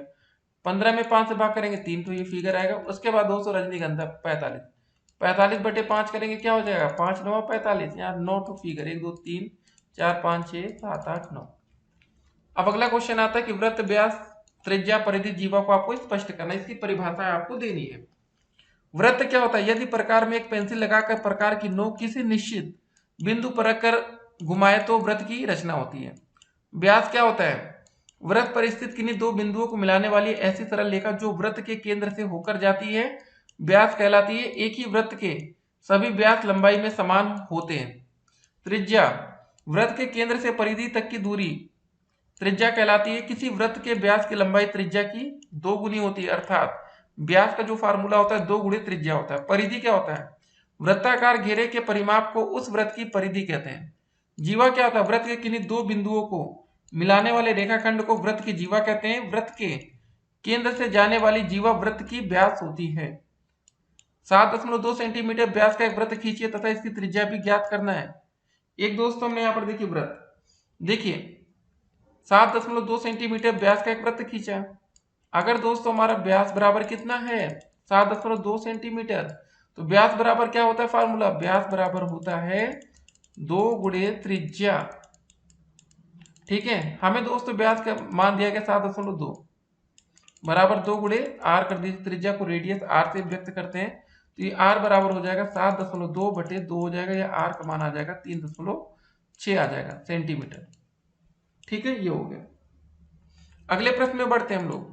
पार्श्व चित्र में आयत की भुजाएं दी गई हैं, आयत का परिमाप ज्ञात करिए। आयत का परिमाप का फार्मूला हमने आपको बता रखा है, क्या होता है बताइए। आयत का परिमाप का फार्मूला होता है 2 लंबाई प्लस में चौड़ाई, तो ये हो जाएगा 2। ठीक है, लंबाई दोस्तों हमारी मान लेते हैं ये 9 है, चौड़ाई 3 हो गई, 9 3 12, 12 गुणे 2 हो जाएगा 24 सेंटीमीटर। एक बात याद रखिए दोस्तों, ये भी 3 हो जाएगा, ये भी 9 हो जाएगा। आप क्या करिए, 9 9 18, 3 21, 3 24, सिंपल, तो इसको जोड़ भी सकते हैं, डायरेक्ट कर सकते हैं। ठीक है, तो देखिए हर एक क्वेश्चन इंपॉर्टेंट है पेपर की दृष्टि से। ये मत सोचिएगा कि ये वाला क्वेश्चन आएगा वो नहीं आएगा, ऐसे वैसे। तो हर एक प्रश्न की आपकी तैयारी होनी चाहिए। ठीक है, तो अगला प्रश्न क्या है, एक परीक्षा में 75% बच्चे उत्तीर्ण होते हैं, यदि परीक्षा में 1500 बच्चे बैठे हैं तो कुल कितने बच्चे अनुत्तीर्ण हुए, मतलब फेल छात्रों की संख्या बतानी है। तो देखिए 1500 बच्चे बैठते हैं, 75% निकालेंगे तो पहले पास हुए कैंडिडेट की संख्या आएगी। 2 जीरो से 2 जीरो कट गया, 15 बचे 75, हासिल है 7, 15 सत्ते 105 और 7 जोड़ देंगे हो जाएगा 112। 1125 बच्चे दोस्तों क्या होते हैं, परीक्षा में सफल होते हैं। टोटल 1500 बच्चे थे पेपर में, 1125 हम घटा लेंगे तो फेल छात्रों की संख्या आ जाएगी। 10 में से 5 गया 5, 9 में से 2 गया 7, 4 में से 1 गया 3, 375। जी हाँ दोस्तों, पेपर में फेल छात्रों की संख्या कितनी है, 375। अगला क्वेश्चन दोस्तों देखिए, -5 का -45 भाग का चिन्ह माइनस का 15। ठीक है, फिर माइनस का 3 गुणे 5। अब देखिए सबसे पहले हम क्या करते हैं, बॉर्ड माउस रूल से हम पहले भाग वाला देखते हैं। -45 भागे माइनस का 15, ये माइनस माइनस कट जाएगा, 15 3 45, यहाँ हो जाएगा माइनस का 5, माइनस का 3 हो जाएगा।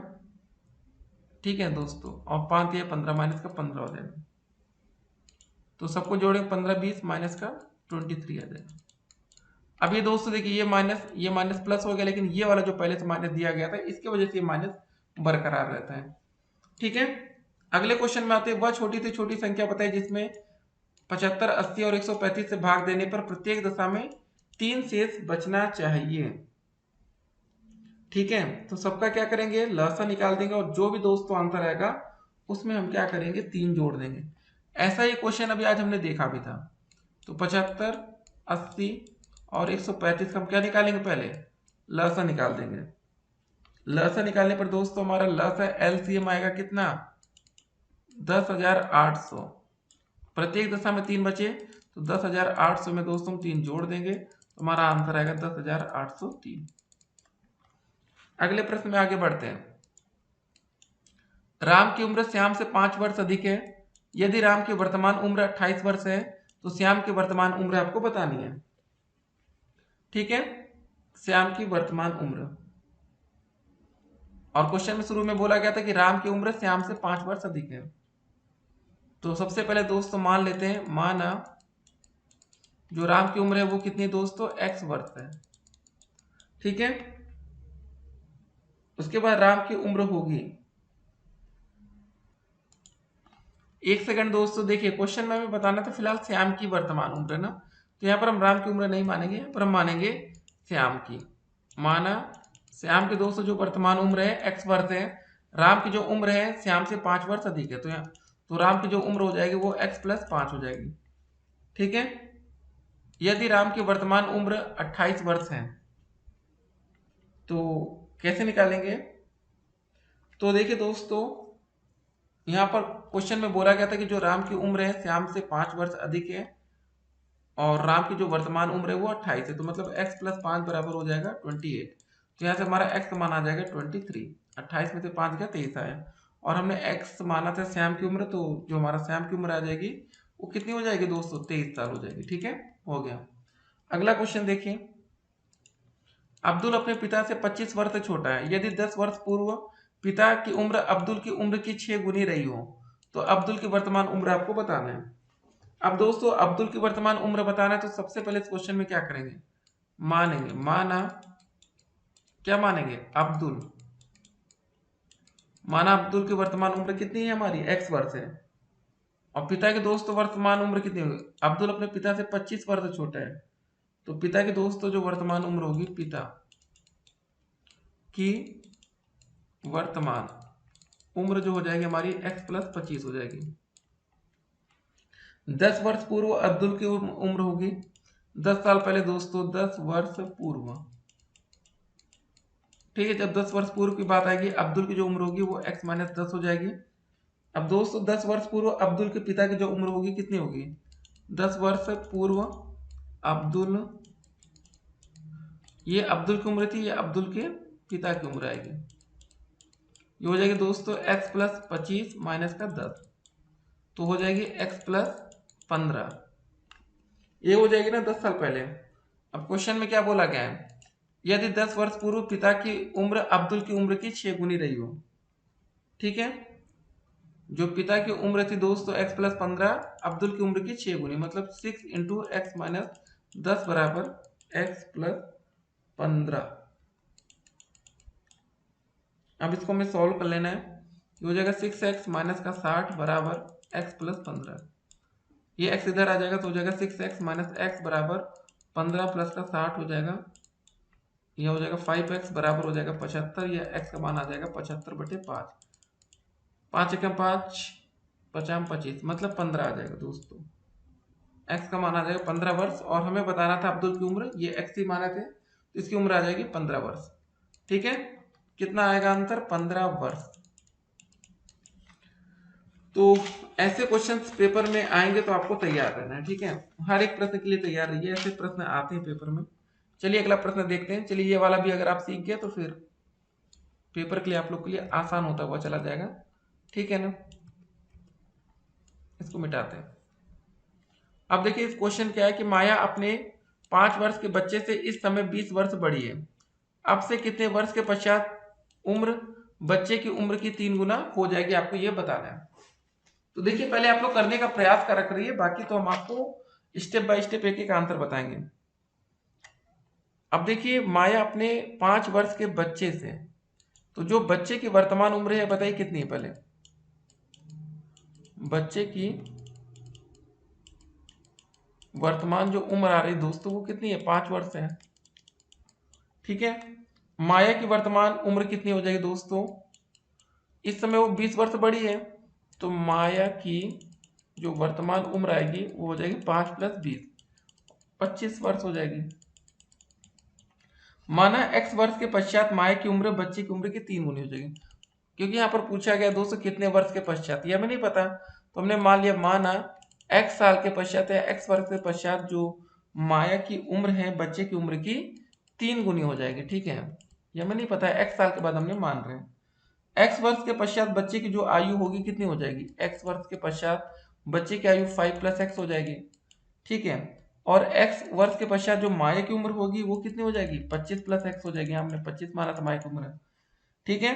तो प्रश्नानुसार जो माया की उम्र बच्चे की उम्र की 3 गुनी, तो मतलब 3 × 5 + x बराबर हो जाएगा 25 + x। तो 3 × 5 = 15 + 3x बराबर हो जाएगा 25 + x। x तो उधर लाएंगे तो हो जाएगा 3x माइनस का x बराबर 25 - 15। ये हो जाएगा 2x बराबर हो जाएगा, एक सेकंड, 25 में से 15 गया 10, x का मान आ जाएगा 10/2। यहाँ से x का मान हमारा आ जाएगा 5। तो फाइनल आंसर आएगा 5 वर्ष के पश्चात दोस्तों, हमने x माना था ना वर्ष, 5 साल के पश्चात माया की उम्र अपने बच्चे की उम्र की कितनी होगी? 3 गुनी होगी, ठीक है। आंसर कितना आएगा? 5 वर्ष। अगला क्वेश्चन दोस्तों देखते हैं अब हम लोग। प्रश्न क्या रहा है कि किसी संख्या में 5 जोड़ने पर 15 प्राप्त होता है, संख्या बताना है।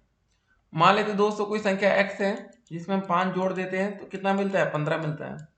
तो x बराबर दोस्तों हो जाएगा 15 - 5, घटाने पर आएगा 10। तो संख्या का मान दोस्तों में बताना था, 10 आंसर हो जाएगा, ठीक है। अगला क्वेश्चन फिर, y मीटर लंबे फीते को 7 बराबर भागों में बांटा गया है। यदि प्रत्येक भाग की लंबाई 3 मीटर हो तो y का मान ज्ञात कीजिए। ठीक, जो y मीटर लंबा फीता था दोस्तों, इसको हम क्या कर रहे हैं? 7 बराबर भागों में बांट रहे हैं, और प्रत्येक भाग की लंबाई 3 आ रही है, तो हमें y का मान बताना, तो y बराबर हो जाएगा 7 × 3 बराबर हो जाएगा 21, ठीक है, हो गया। फिर अगला क्वेश्चन आता है, एक गांव में प्रत्येक संयुक्त परिवार 2x वृक्ष लगाते हैं। यदि गांव में कुल संयुक्त परिवारों की संख्या 30x है तो उस गांव में कुल कितने वृक्ष लगाए गए? एक संयुक्त परिवार द्वारा लगाए गए वृक्षों की संख्या कितनी है? 2x है। कुल संयुक्त परिवारों की जो संख्या दोस्तों यहाँ पर दी गई है वो कितनी है? 30x है। गांव में लगाए गए वृक्ष दोस्तों कितने हो जाएंगे? 2x इंटू में 30 × x, मतलब हो जाएगा दोस्तों 30 × 2 करेंगे 60, x × x, x²। अतः गांव में कुल वृक्ष दोस्तों लगाए गए 60x², ये आंसर हो जाएगा। फिर देखिए कुछ और बातें, त्रिभुज के प्रकार देखिए। कोणों की दृष्टि से त्रिभुज 3 प्रकार के होते हैं। समकोण त्रिभुज, वह त्रिभुज जिसका एक कोण समकोण होता है, समकोण त्रिभुज कहलाता है। न्यून कोण त्रिभुज, वह त्रिभुज जिसका प्रत्येक कोण न्यून कोण होता है, न्यून कोण त्रिभुज कहलाता है। फिर देखिए अधिक कोण त्रिभुज कौन सा होता है, वह त्रिभुज जिसका एक कोण अधिक कोण होता है, वह अधिक कोण त्रिभुज कहलाता है। उसके बाद देखिए भुजाओं की दृष्टि से, भुजाओं की दृष्टि से त्रिभुज 3 प्रकार के होते हैं। समबाहु त्रिभुज, वह त्रिभुज जिसकी प्रत्येक भुजा समान होती है, समबाहु त्रिभुज कहलाता है। विषमबाहु त्रिभुज में क्या होता है, वह त्रिभुज जिसकी भुजाएं समान नहीं होती है, विषमबाहु त्रिभुज कहलाता है। समद्विबाहु त्रिभुज, वह त्रिभुज जिसकी केवल 2 भुजाएं समान होती है, समद्विबाहु त्रिभुज कहलाता है। अब दोस्तों देखिए 2019 में कैसे क्वेश्चन आपके पेपर में आए थे, उन सभी प्रश्नों को भी हम यहाँ पर डिस्कस करेंगे। ठीक है, एक क्वेश्चन दोस्तों ये आया था। सबसे पहले ब्रैकेट के अंदर का सॉल्व करेंगे। 18 में से 5 गया, 13 बचा, तो 16 माइनस 13 हुआ। घटाएंगे दोस्तों कितना आएगा, यहाँ पर 3 आएगा। 14 प्लस 203 मतलब 17 हो जाएगा, और 18 माइनस 17 घटाने पर 1 आएगा। ये दोस्तों तरीका देखिए कितना आसान लगता है क्वेश्चन को करने में। कैसे किए फिर से आपको बताते हैं। देखिए सबसे पहले ब्रैकेट के सबसे अंदर ये देखिए छोटा, यहाँ घटेगा 13 बचेगा, यहाँ 16 लिखा, जैसे लिखा जैसे वैसे वैसे उतार दीजिए। ये लिखा 14 प्लस, और यहाँ पर ऐसे 18 माइनस 16 में से 13 गया, 3 बचा, यहाँ 14 प्लस 3 बचेगा ऐसे, 18 माइनस, तो 18 माइनस 14 3 17, घटाएंगे तो 1 आ जाएगा। अगला प्रश्न है, राम ने 300 रुपए में एक रेडियो खरीदा, वह उसे कितने रुपए में बेचे कि उसे 20% का लाभ होना चाहिए। ठीक है, तो रेडियो का दोस्तों जो क्रय मूल्य है वो कितना है, 300 रुपए है। लाभ दोस्तों हमारा 20% है। विक्रय मूल्य अगर 20% चाहिए तो दोस्तों 100 रुपए का रेडियो को 120 रुपए में बिकना चाहिए। समझिए, अगर हमें 20% का लाभ चाहिए तो अगर कोई चीज हम 100 रुपए में खरीद रहे हैं तो उसको हम 120 रुपए में बेचें। तो मान लेते दोस्तों हमारा जो क्रय मूल्य 100 रुपए है, तो विक्रय मूल्य हमारा 120 रुपए है। ठीक है, अगर दोस्तों हमारा जो क्रय मूल्य 300 रुपए हो जाता है तो विक्रय मूल्य कैसे निकालेंगे, 300 गुणे 120 करेंगे, भागे में 100 आ जाएगा। ये कट गया, 12 यही 36 मतलब 360 रुपए। ठीक है, 360 रुपए में बेचेगा तो भैया उसको 20% का लाभ होगा। अगला क्वेश्चन आता है, वह बड़ी से बड़ी संख्या बताइए जिसमें 49, 59 और 109 का भाग देने पर शेषफल ये बचे। बड़ी से बड़ी संख्या का मतलब है हमें मासा निकालना है। ऐसे क्वेश्चन में दोस्तों हमने आपको बताया था, पहले 49 में से 1 घटाएंगे, 59 में से 3 घटाएंगे, 109 में से दोस्तों 5 घटाएंगे। घटाने पर यहाँ आएगा 48, 56, यहाँ आएगा 104।